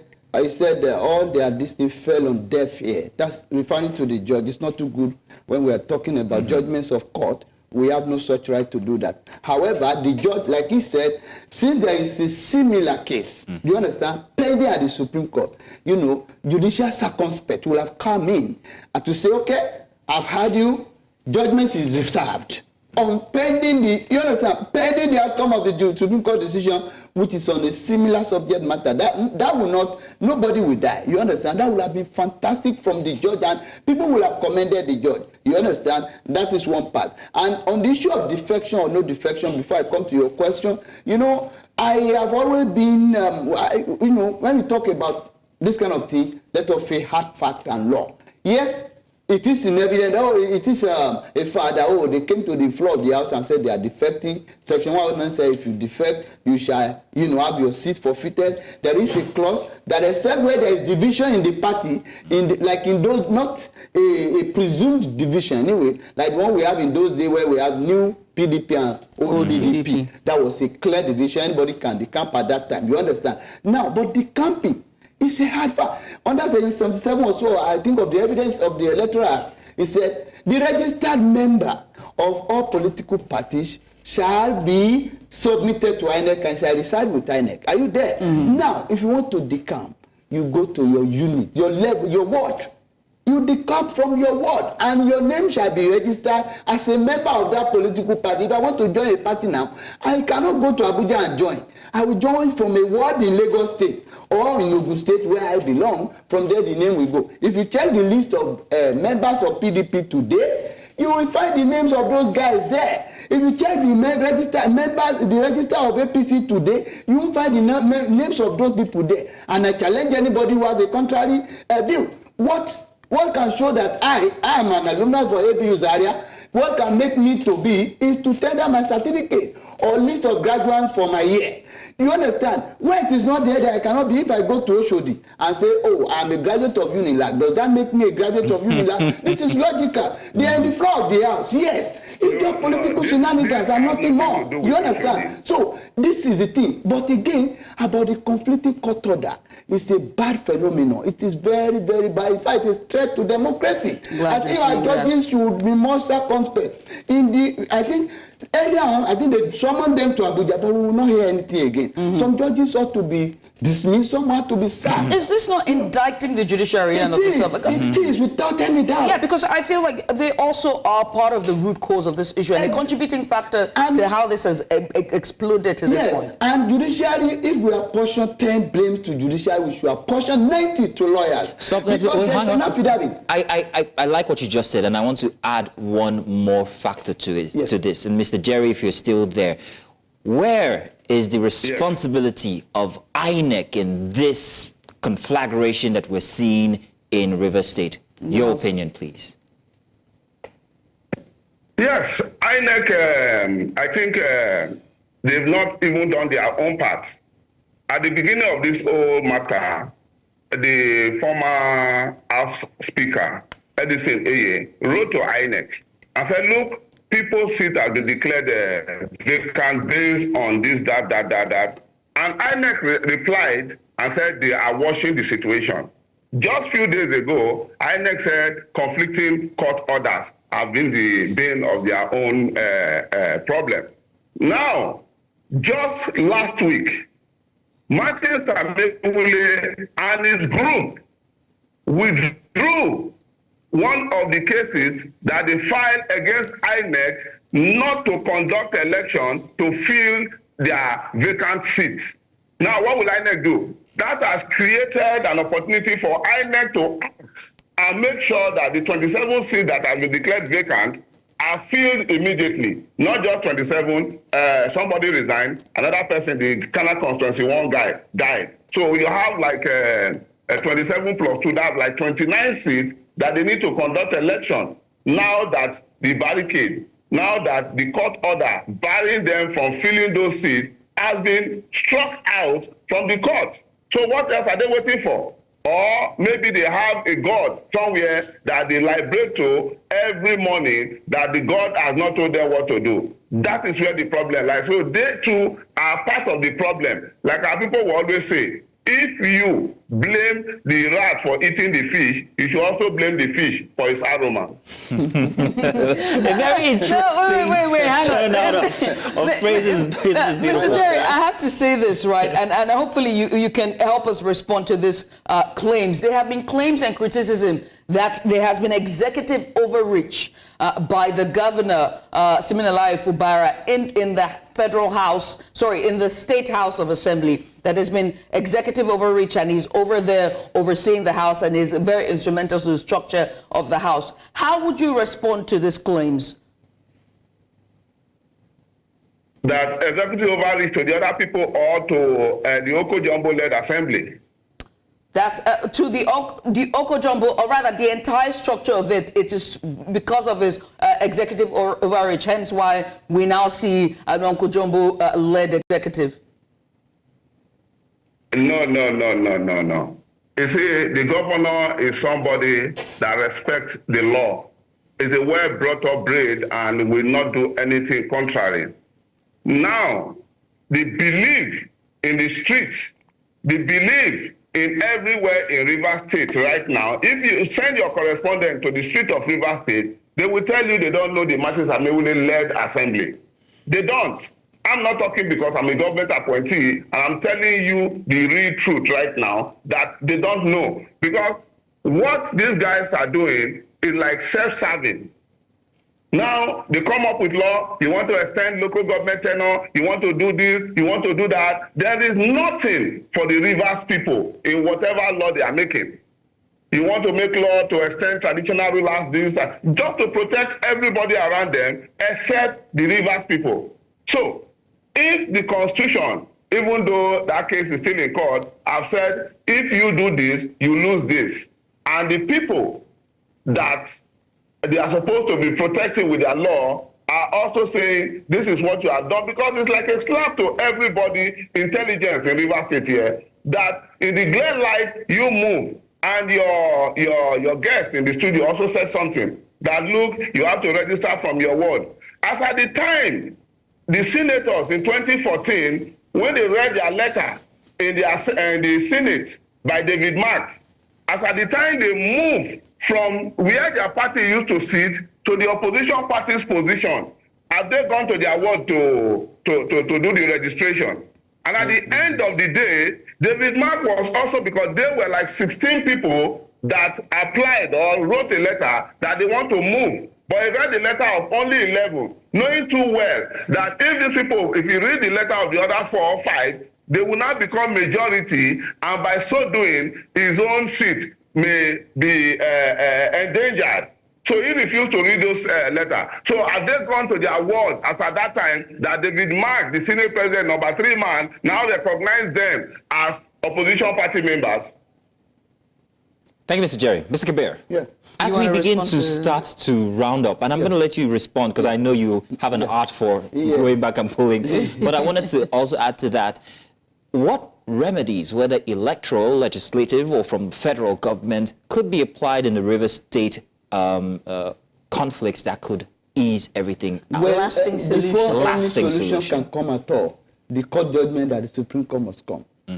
We are waiting for the court judgment at the Supreme Court. Once the Supreme Court speaks, whether you like it or not, that is final. There is nothing anybody can do. Do you see it being in favor you for the people? Will it be in favor? And I hate to have you preempt, but would that ruling in any way, shape, or form be in the favor of the people of Rivers State? Let me have a, will it be fair? Yeah, I want to think it will be fair, but you know, whether you like it or not, well, the judges also are members of the society, so they know what to say. You understand? So, but they will apply the law, you know, blind their eyes to all the shenanigans, the press, and all that most of the time. Lord Dennis, in the rule of law, in his book, the due process of law, said no judge what is sought will be carried away by what you read on the pages. Is that what applies in Nigeria? Is that what applies in Nigeria? So, but in Nigeria today, well, we don't know how far. I see the way you're dancing around this. Judiciary has to be very. Let me tell you, it's a double-edged sword. Mr. Kabir, I want to appreciate your carefulness. Yeah. And that's your skill. Yeah. Being a legal practitioner, Mr. Jerry. But I want the people of Rivers to win. That is what I exactly. Want. Thank you. If they win, the judiciary has time. I mean, the democracy has time. Mr. Jerry, I'm hoping that you are going to reiterate this win for the people of Rivers State as well in your concluding remark. Let me let you do that, if you will. If there's oil spillage in anywhere in Rivers State right now, who will suffer? Rivers people. The Rivers people too should be able to benefit from whatever that is coming based on the federal system that say we are practicing. Those who have suffered the pollution should also enjoy the benefit when there's no pollution. So I hope the final judgment will also have this in mind when they are giving judgment at the end of the day.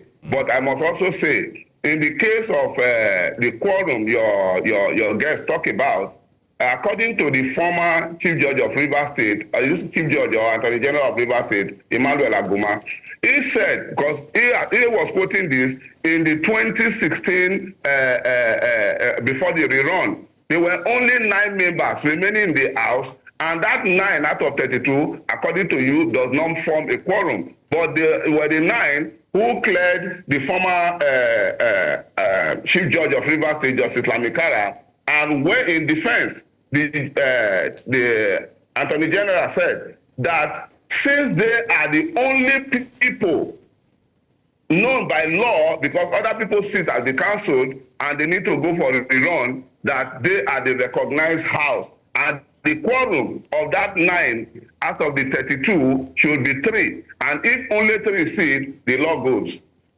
All right. So we need to check it out. Well, we must say thank you to you. For peace. Yes, indeed. Mr. Jerry, we want to say thank you. Mr. Jerry Oshogun, he is the Special Assistant to the Rivers State Governor on Electronic Media. We also had Mr. Kabir Akingbodu. He's a legal practitioner and human rights lawyer, and they both joined us today to just help us dissect the many conflicts and it was more than a dissection. It was a dance around this topic, and we made it very clear to most people. I appreciate the two of you. Thank you very much. And we hope to find a lasting solution, and I hope this conversation will continue on until, and hopefully fall at the hands of, the executive and find a lasting solution to the problems for the Commonwealth and for the sake of the people of Rivers State. Once again, many thanks. It's a pleasure.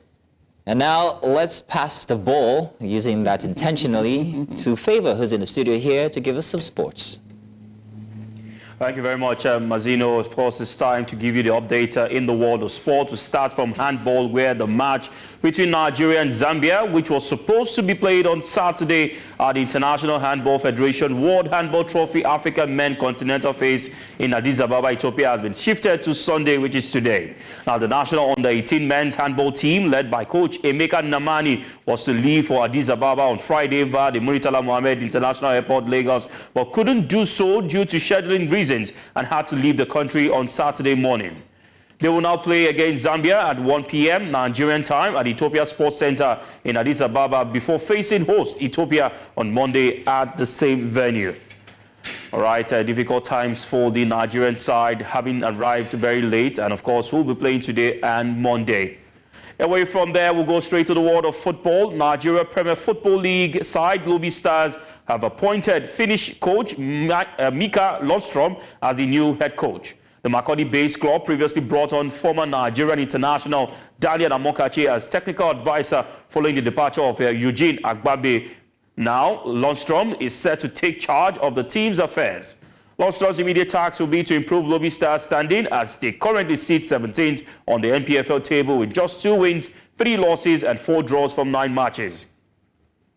Away from the NPFL, we'll go straight to international football. The Super Eagles of Nigeria will arrive in Abidjan, Côte d'Ivoire on the 10th of November for camping ahead of the 2025 African Nations Cup qualifier match day 5 fixture against Benin Republic.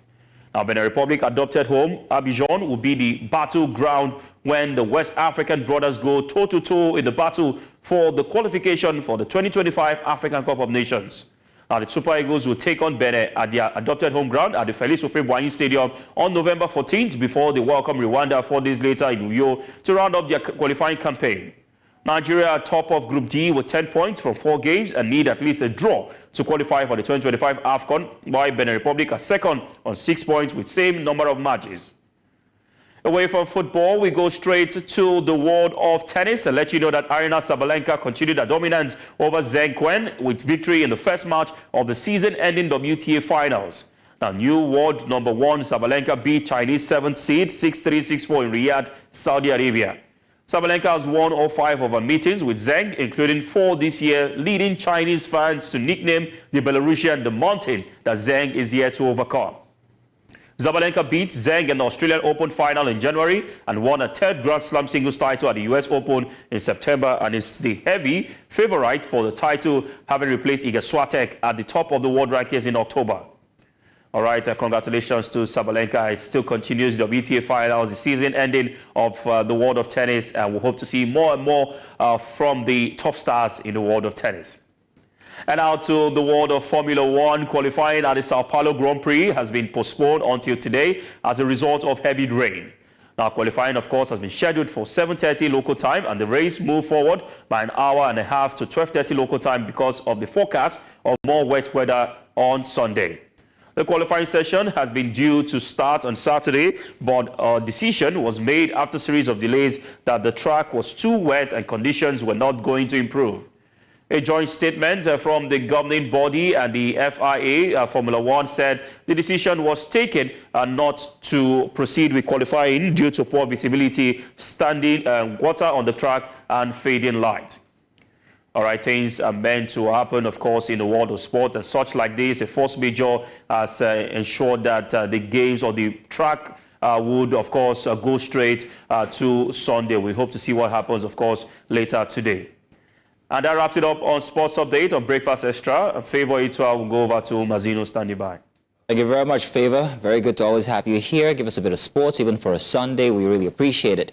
We've got more coming your way. First off, I have to get rid of the news coming up, and then we'll get on to more conversation inside of Breakfast Extra. Stay tuned.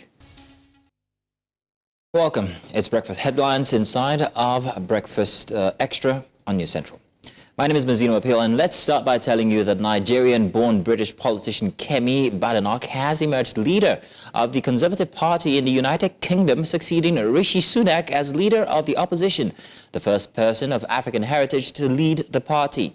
The Conservative Party announced the victory on Saturday after the 44-year-old politician beat Robert Jendrick at the end of the 4-month contest following the resignation of Sunak. The election was said to have witnessed a turnout of 72% of members who voted.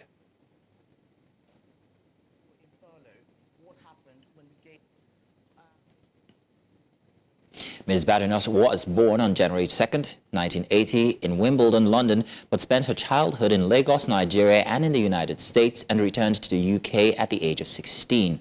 She studied computer systems engineering at the University of Sussex and graduated with a Master's of Engineering degree in 2003. She also studied law on part-time at Birkbeck, University of London, undergraduating as Bachelor's of Law in 2009.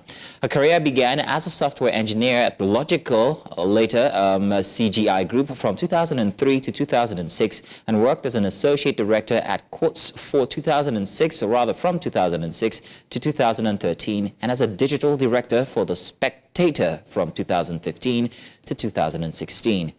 In politics, she joined the Conservative Party in 2005 and contested the Dulwich and West Norwood constituencies in 2010 general election. Badenoch was elected to the London Assembly in 2015, elected as the Conservative Party candidate for Saffron Walden in 2017 general elections, and appointed as the Parliamentary Under-Secretary of State for Children and Families in July 2019. She was also appointed as the Exchange Secretary to the Treasury and also Parliamentary Under-Secretary of State, Minister of Equalities in 2020, that's in February, appointed as the Secretary of State for International Trade and President of the Board of Trade in September 2022 under Sunak as Prime Minister. Now let's also tell you that the Attorney General of the Federation and Minister of Justice Lateef Fagbemi has initiated steps to drop charges against 32 minors who were recently arraigned before Justice Obiora Igwatu at the Federal High Court. Shortly after their court appearance, the AGF announced on Friday night his intention to take over the case from the Inspector General of Police, citing a need for a review by his office. According to a source within the Federal Ministry of Justice who requested anonymity, the Inspector General has already handed over the case file and proceedings to dismiss the charges are on the way. Now, the governor of Kaduna State, Uba Sani, has tasked the recently elected 23 local government chairmen of the state to ensure the efficiency and transparent use of public funds for the benefit of citizens in their areas of administration. This was during the swearing-in ceremony of the newly elected local government chairman of the state, which held at the council chambers of Kaduna State Government House. Sani, along with the Speaker of the House of Representatives, emphasized the need for transparency and accountability in the management and use of public funds so as to get the trust of citizens of the state.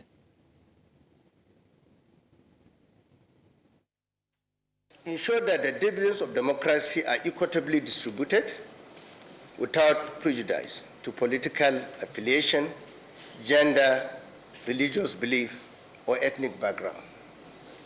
Also, you are taking charge as captains of local governments when the third tier of government has been granted financial autonomy. Your allocation from the Federation account will be public knowledge, necessitating transparency and accountability.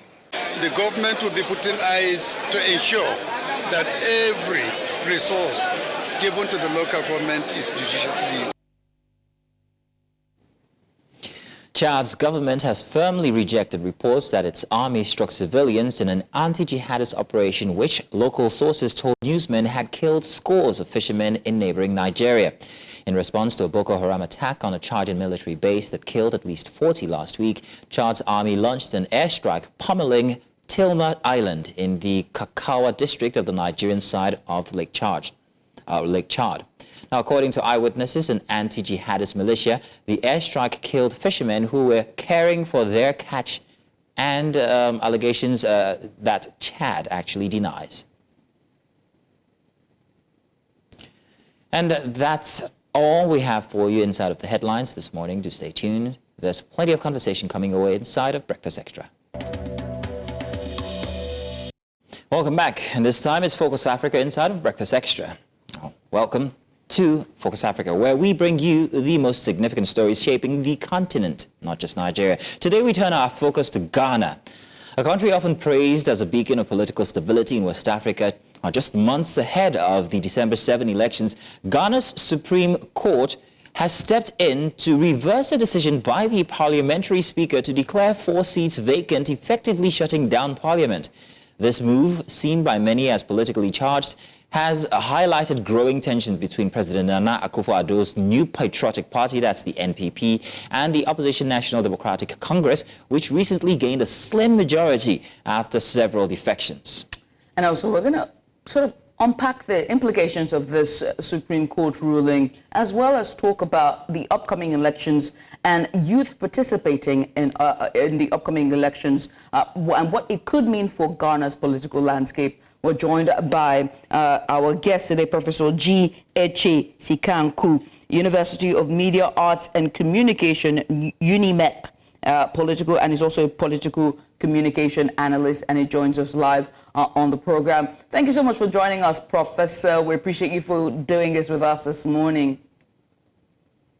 Thank you very much for having me. Thank you. So much is happening with Ghana, and it seems all eyes now on Ghana, one of the most important countries in the western part of the continent, Africa. The elections are just, a month away. December 7th is just around the corner, and we've seen a lot of activism with the youth regarding the mines as well as gold mining, illegal mining, and all of that in between. I'd like for you to talk about the stage. Just set the stage for us and youth participation and how it could play a key role in deciding the executive for Ghana for the next 4 years.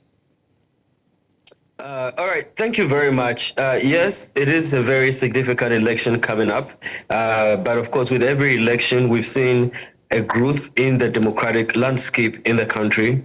One of the constituents who have been really deeply involved in the run-up to the election is the youth. There's been a lot of activism on this side, especially on the side of the Fix the Country campaign and other groups who have come together to demonstrate every now and again on issues that they care about. So, for instance, we have Democracy Hub being an umbrella body, which is made up of young activists, young people who have mobilized people all across the country to demonstrate against issues that they care about, issues in governance, issues about the economic conditions of the country, job creation, and many other topical issues in the nation. And so the youth have definitely made their voice heard in this election. The last demonstration that the Democracy Hub had is something that really garnered national attention. Some of the leaders were arrested, and there was a lot of conversation about it across the country. And so it is definitely a constituency that has to be looked at. We do know that the youth constitutes a huge percentage of the demography in the country. And so what it means is that the political parties do have to pay attention to that in terms of elections. So there are other concerns, education, cost of living, and all of that. And many young people will be looking at these things to make their voices heard during the election. Now, Mr. Anko, I want us to dissect the youth participation here in Ghana. You made a comment. You said they have made their voices heard. And when it comes to the youth, you would always note that they do this by using the apparatus of social media. They're very heavily reliant on social media, whether in Ghana or here in Nigeria, it's the same. We also saw the same thing happen in Kenya as well, where this was a big apparatus for them. However, let's compare this to what we saw. A very successful election in Botswana, a 6-decade-long administration was taken over only just last week, and there was very little heard on social media. However, it was heavily youth-driven. So for Ghana now, I come back and ask, is this just another noise factor that we're hearing from the youth or from the people? Will this go on to actual impact on governance? Thanks very much for your question. I think it's a good and important question. The comparisons that you made are very legitimate and very, very relevant. Yes, in Kenya, you're right. In Kenya, we do saw the youth being the groundswell for the political activism and for a lot of the changes that happened. President Ruto had to withdraw that finance bill. He quickly had to sack his entire his cabinet and then reconstitute the administration, bringing in some members of the opposition and making it a larger, broad-based government. And also, we also did see the opportunity for the youth and other demographic groups being involved in governance. So that was important. Then we look at Botswana, which is another example that you've cited. And there are other examples in other places where whenever there was change, it was the youth who took charge and drove that change. And so it's an important issue to ponder or to consider in Ghana. What is the situation? I do think that the youth have really played a very pivotal role in the democratic landscape in Ghana historically, looking at the National Union of Ghana Students, looking at the Student Representative Councils, the SRCs.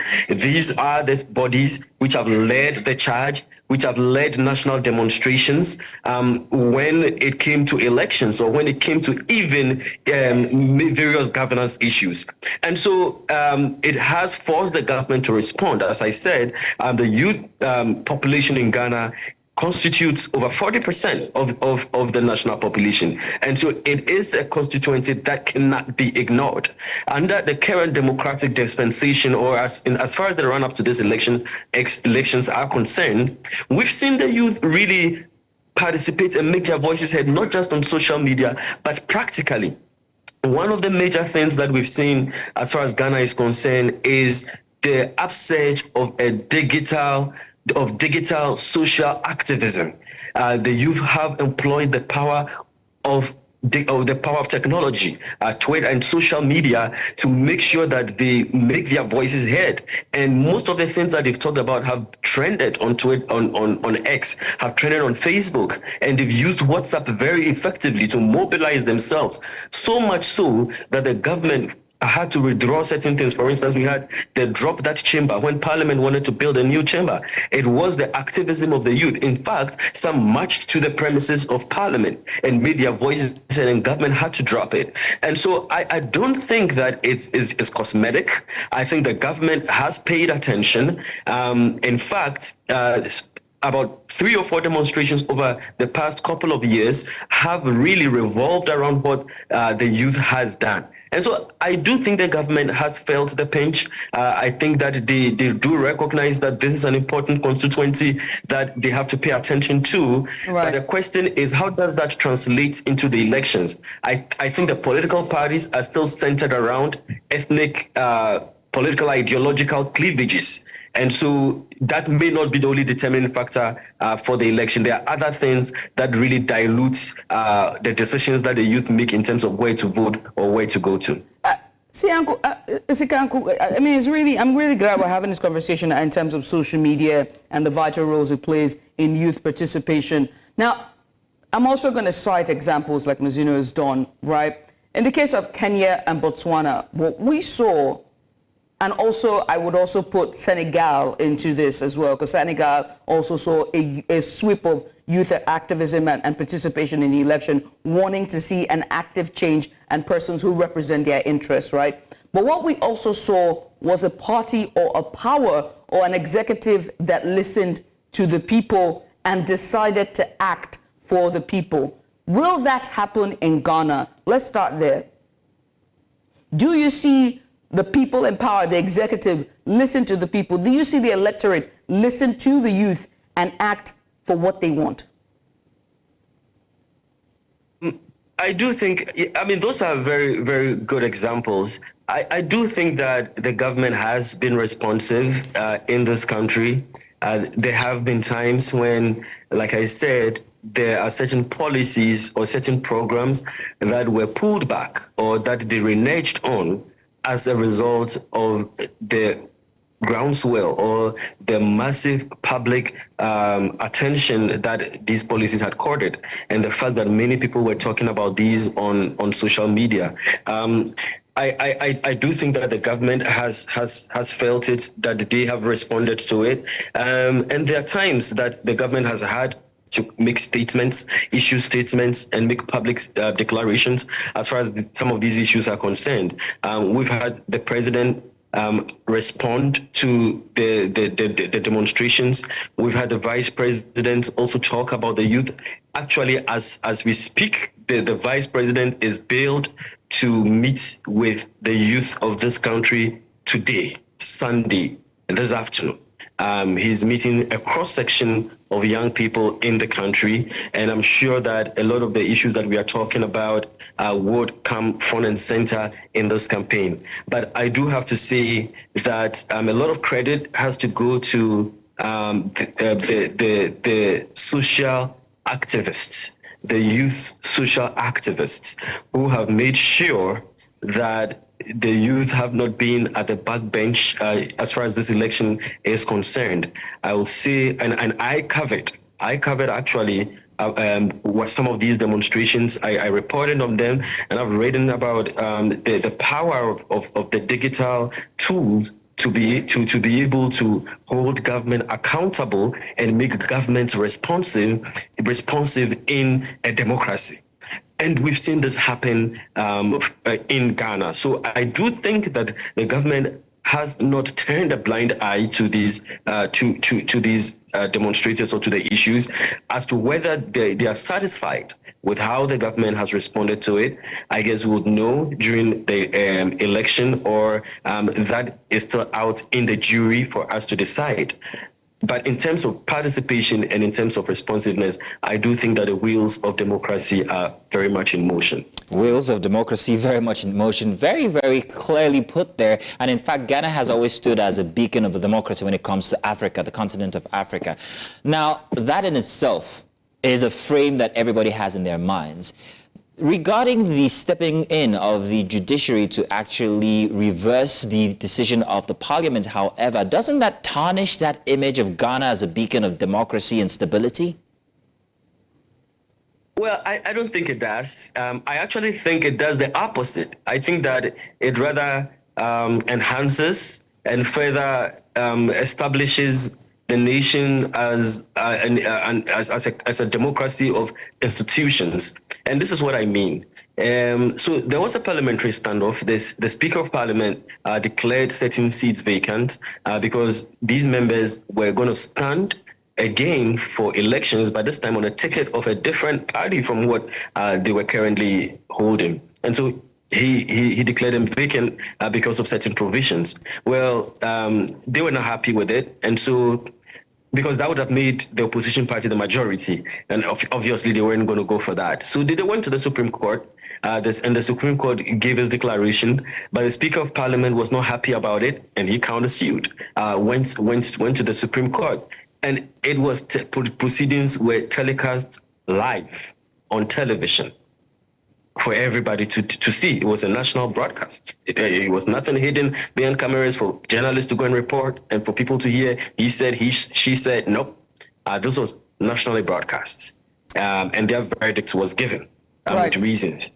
I think that it enhances democracy in Africa because it is not about machetes or violence or settling scores through physical force, but through the power of democratic institutions such as the courts. I mean, it's such a beauty to observe because I think this is a novelty. Just 2 months to an election and parliamentary seats are being declared vacant, and the majority in parliament switches from the ruling party to the opposition, and the way in which they solve this is not by going into parliament to throw chairs at each other, not by going into parliament to engage in fisticuffs, and not by party supporters meeting on the premises of parliament, exchanging blows, fighting and firing guns at each other. But they decide to go to the courts, to use those very institutions that democracy has established to settle this. I do think that I don't see that as an undermining democracy. I think that it shows the maturity or the growth of democracy in Africa, that yes, institutions can work, that a strong man, the days of the strong man are over, where the president can act willy-nilly, and that the Supreme Court becomes the final arbiter in the adjudication of justice in any proper democracy. Eche, I wanted to say regarding your reference of chairs being thrown and blows being thrown, We got it. I feel attacked as a Nigerian. We got it. Thank you. But thank you very much. Very subtle, but we caught it. Thank you very much. Eche, I have to ask, right? To be fair, I didn't have Nigeria in mind. It's okay. It's okay. You You're don't even have protesting to. too much. It's okay. Don't worry. You don't have. We accept You don't have to. We've seen cases like that in Nigeria, so It's okay. we feel. We have children in court. we feel a type of way, you know. It's okay. Yeah, and of course, we don't take any offense from what you said. none. We're just. It's our reality. It's You our paint a lived perfect reality. picture. That we have currently. And so, which takes me to my next question, Eche, right? About, what this ruling would mean for the upcoming elections and even for the political narrative of Ghana after the election. There's a lot on the bill. What would it mean for the election come December 7th and afterwards? I think it would have quite significant implications because you see, the stakes are very, very, very high as far as these elections are concerned. We have a majority party which believes that for the first time they can break that incumbency curse of a different party coming in after an 8-year rule. We have the sitting vice president running on the ticket of the incumbent party, and he's running on digitalization and running on upgrading Ghana, taking Ghana to the next level through the power of technology by bringing about the fourth industrial revolution into the country. And this has been a very different vice president. He has really revolutionized and changed the nature of the institution of the vice presidency in this country by transforming it into a tool for social activism, a tool for social good, and by using his position to advocate for very important issues such as digitalization, mainstreaming it, and using it as a superhighway to the fourth industrial revolution in Ghana. And I did write a book about that in terms of how he had really transformed the vice presidency. This was where the US was when Jimmy Carter was president and Walter Mondale became the vice president. And he told himself he was going to be a very different kind of vice president and transform it to a position of impact. And every vice president after the US kind of followed that template and paid credence to Mondale for what it did. That is the kind of vice president that we have in Ghana. And so he has stamped his image and his stature on the national psyche in terms of transforming that institution.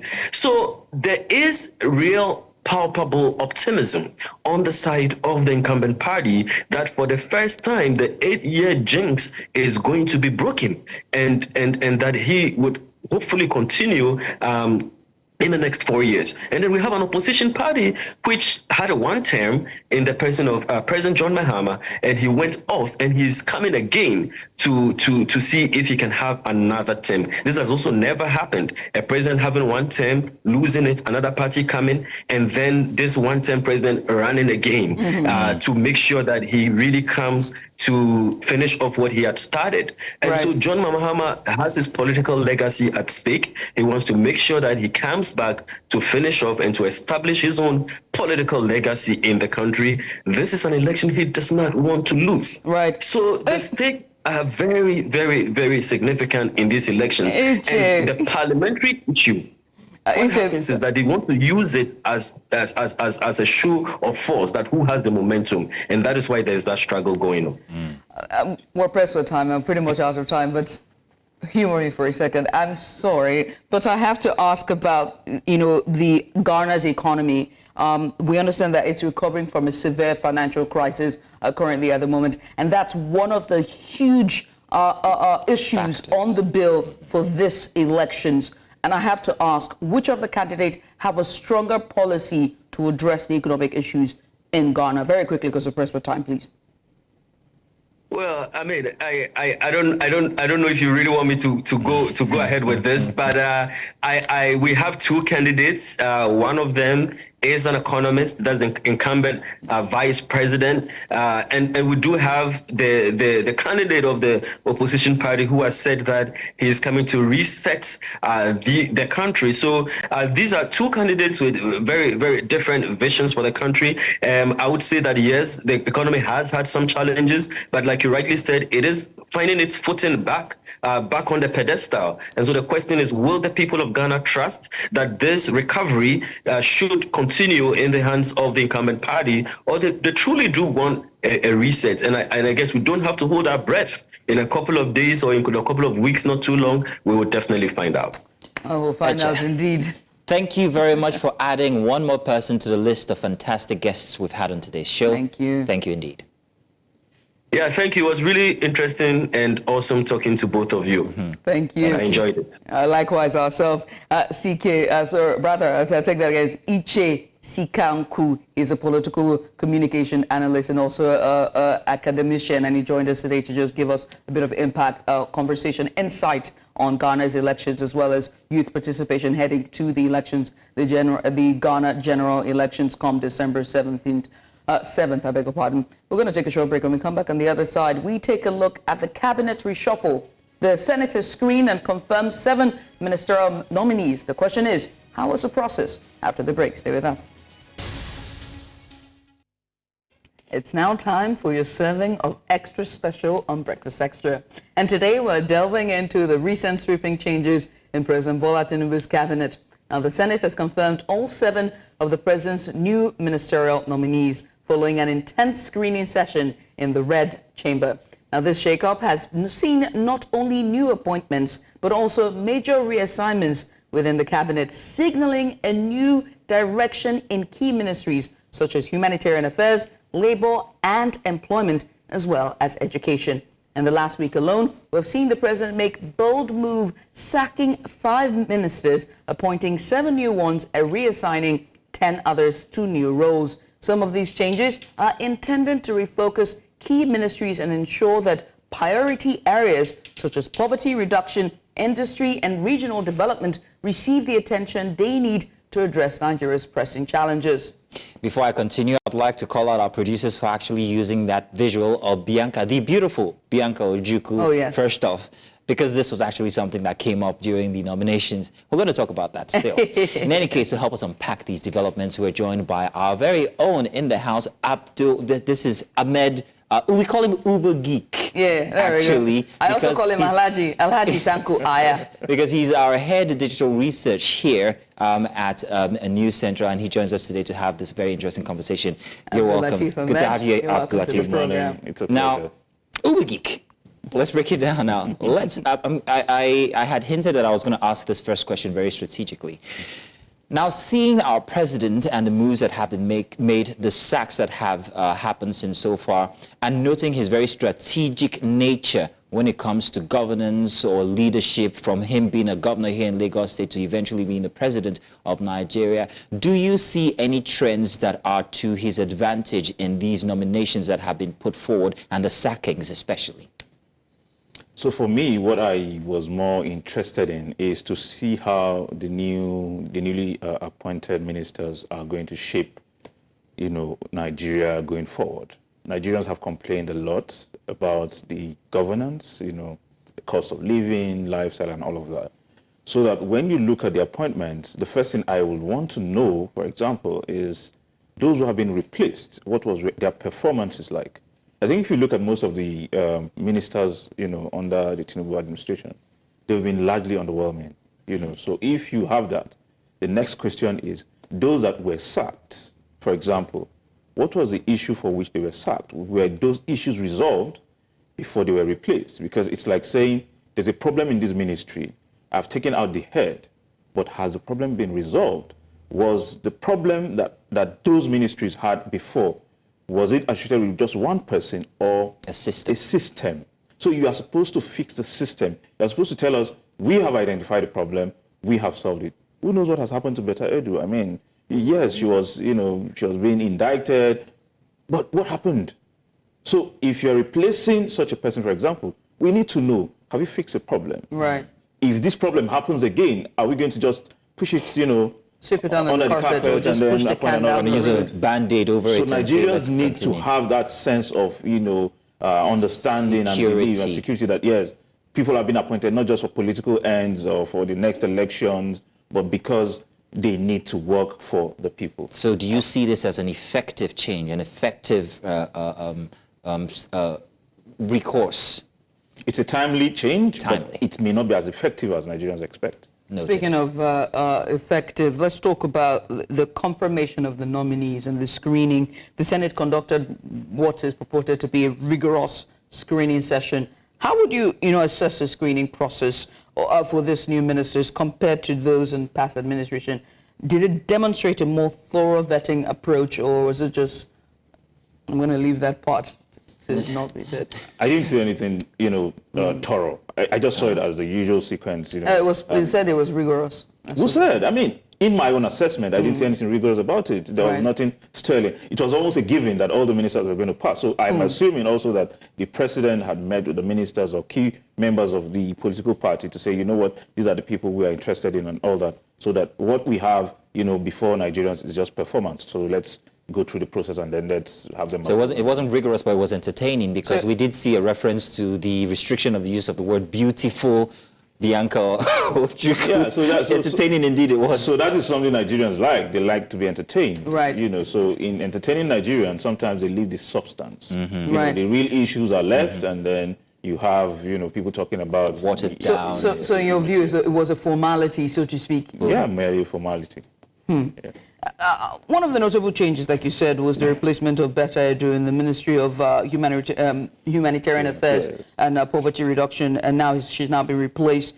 Now, given Nigeria's ongoing struggles, we've seen that 137 million Nigerians in multi-dimensional poverty. Now, this report was released in 2022, a year after the socioeconomic situation have changed drastically. The inflation numbers have changed drastically. There's been exit of FDIs, foreign companies a lot, multinational companies, a lot has happened from 2022 down to this time. So one has to ask, what should be the impact of the new leadership of this ministry? So the impact must go to the grassroots. A lot of times, things are done in a cosmetic fashion. Yeah, they would say there's a national social register, cash transfers. Agreed, but where can we access the register that was used? How many Lagosians, for example, benefited as against people from Yola? Because if we were to look at the poverty net, we will look at the number of people who are poor up north and down south. We know where poverty lies. Where is the register, upon which such transfers were made? Were they just randomly picked? Were they people that, the poorest of the poorest in Nigeria do not even have bank accounts. So how, when? Because if you do something like that, 25 million Nigerians, the media will catch it. I didn't see that happen. And the rhetoric that they have said so many times, Abdul Latif, and I hate to quote you, is that they said that this is privacy, data privacy. We do not have the access to the register because they are respecting the privacy and, of the data of the 25 million who are on the list. They are the minority. They are marginalized, as well as, their social strata is very of the law, and so for that they have to protect those on the register. But if that happened, did it happen in the midnight? We in the media will catch it. It cannot escape our attention. Yeah. People who are down there will mention, somehow will catch it across Nigeria. I didn't see that happen. So you just come and mention, on national TV that, you've reached out to 25 million. Are they ghosts?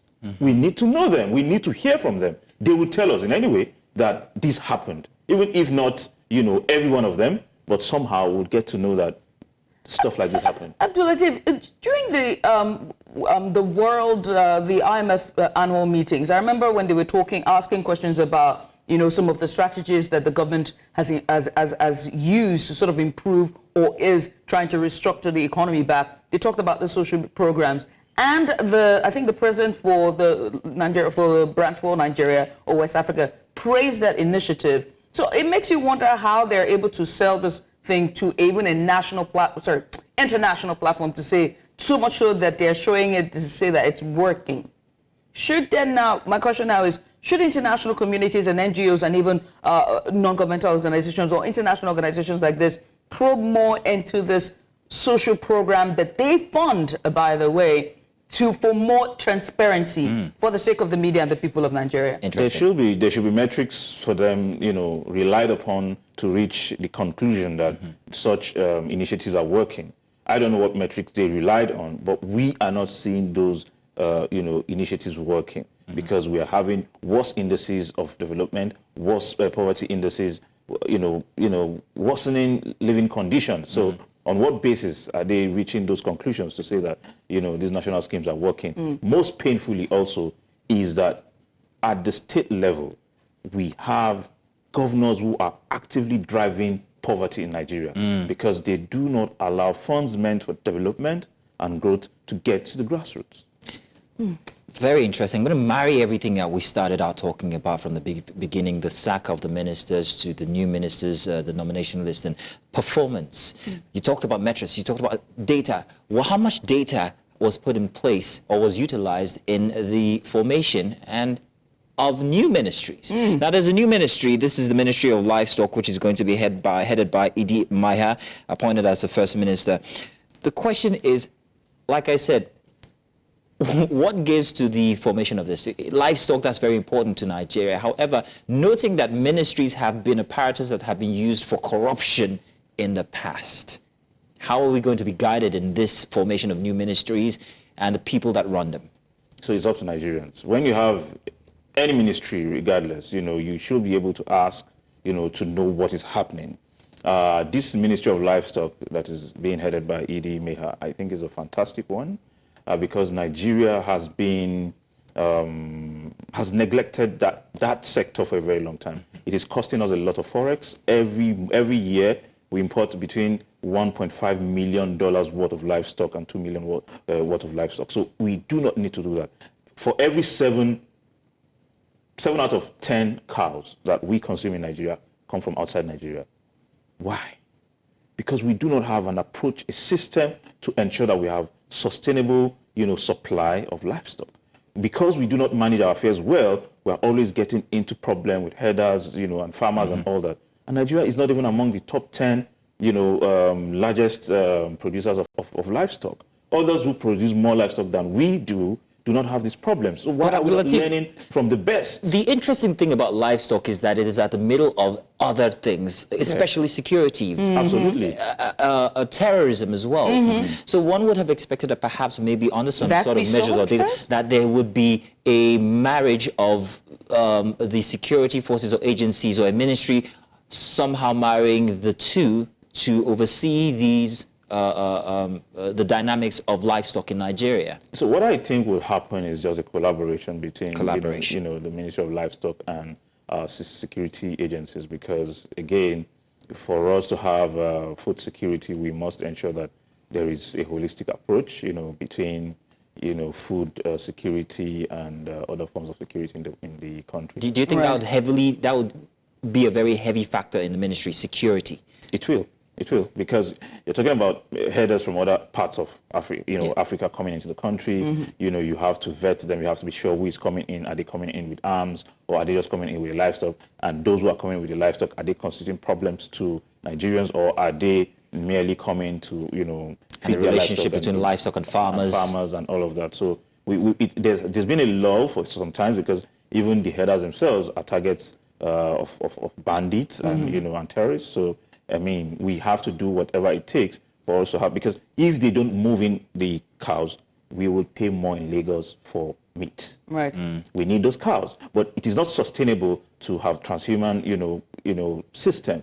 We must ranch our cows, and good enough. The new minister, is one of heads one of the biggest ranches in Nigeria. Well, I mean, it's under their nose that they say vandalize Shiroro Kaduna transmission line. So I don't know how they want to be able to work on the to safeguard livestock. We're still working on that. Anyway, we're still working on security. But because we're pressed for time, we also talk about the decision to reshuffle ministers within portfolios like education, women affairs, and youth development, which seem to suggest, I mean, I like to think it seems to suggest a focus or a shift of focus on social sectors, right? Could these shifts improve Nigeria's development trajectory in these areas, considering our SDG goals or our commitment to SDG goals, especially coming off the last UNGA 79th General Assembly meetings? Very well so. There's a chance that this will improve, the overall metrics and our targets as a country. But what I have concerns for, again, is that in a country where you have almost the same number of women as men, you have ministries, about 42 male ministers and 7 female ministers, and there's no improvement because for policies to work, you must be able to key in the ideas of those who feel the impact directly. Women feel the impact, directly, and so we expect that there's a balance between how you appoint ministers and how you staff these agencies to ensure that your policies are translated into action. I'm so glad you're looking at the disparity in terms of, the gender, male versus female, right? And also, we look at, coming off the last general election, the number of women participation and the women appointed or elected into the House, where it significantly dropped from the last election cycle. What would you expect in terms of, do you think that the government should also, or rather the executive now, the president should start looking at that as well? I mean, he already has a ballooned cabinet. The most highest in our history of democracy since 1999. Should he not have appointed more women? He should, but beyond appointing women, people want to see impact. If you have 10 ministers and we can see impact, it is better for us. We were talking about Oronsai report some time ago, and we've not seen a slimmer cabinet. We're talking about cutting the cost of living, improving the living conditions for Nigerians, but we're not seeing the same happen in cutting the cost of governance at the level of executives. Right. So there seems to be a disconnect. You want something for Nigerians, but it is not reflecting in what you do as executives or even as parliamentarians. So Nigerians must see. They must see your words match with action. Let's have more women, because we've seen there's a correlation between more peaceful nations in Africa, and the representation of women and men in their parliament and in their government. You will see that across Nigeria, from Botswana to Namibia to Senegal, women are well represented in government. Final take: should this be applauded? This nomination list by the president. It will only be applauded when we see results. Yeah. Okay.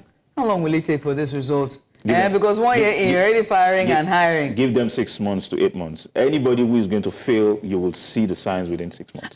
I'm so glad you're saying this, because during this, I'm sorry, Judith. I know you want to get that out, but we have to end the show, otherwise we'd go you would into think that during the screening process, there would be some sort of metric or conversation in terms of, in the next 6 months, what do you want to see? 8 months, what do you want to see? Some rapid fire, questioning. To hear. So I didn't see that, and that's why I said it was just an iffy kind of situation. Abdul Latif, it's always fun having conversations with you. This is how the newsroom is. This is exactly what happens inside of the newsroom. We've just been given a doorway inside of our other lives. And Ubagik. Abdul Latif is always very ready to jump in like he did this morning and just have these very interesting, intelligent conversations with us. Thank you once again. Thank you for having me. Thanks. It's been a fantastic show, hasn't it? Oh, fantastic. Great. And a fantastic weekend as well. And this is how we draw the curtains. Thank you so much for doing this with us all the way from Saturday, 8 a.m. in the morning and down to Sunday. I want a wonderful way to welcome in Mazino Appeal back on the show. Thank you. I was only gone for a very short while. Don't make it seem like somebody that's going to run away very soon. I did enjoy my time out, and thank you for holding it down. Of course. Thank you very much to Osarage and Jonathan Hansen, who had this chair while I was gone.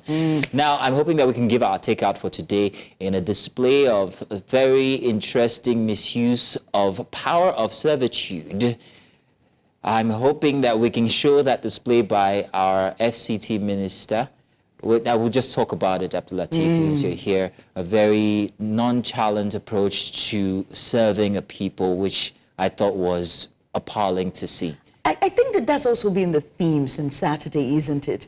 Just, or rather for the entirety of this week, from the minors being at the court to Mascot and his masquerading behavior to, I'm sorry, I should not say that. It's okay. And also dishonorable behavior, and also now this from the FCT minister, who is Mazino's my uncle. I'm very ashamed. Well, here's our wrap-up. In the meantime, thank you so much, and we'll see you on Saturday. My name is Judith Appeal. Whoa, my wife will not be happy. I'm going. Bye. Goodbye, everybody. See you next week.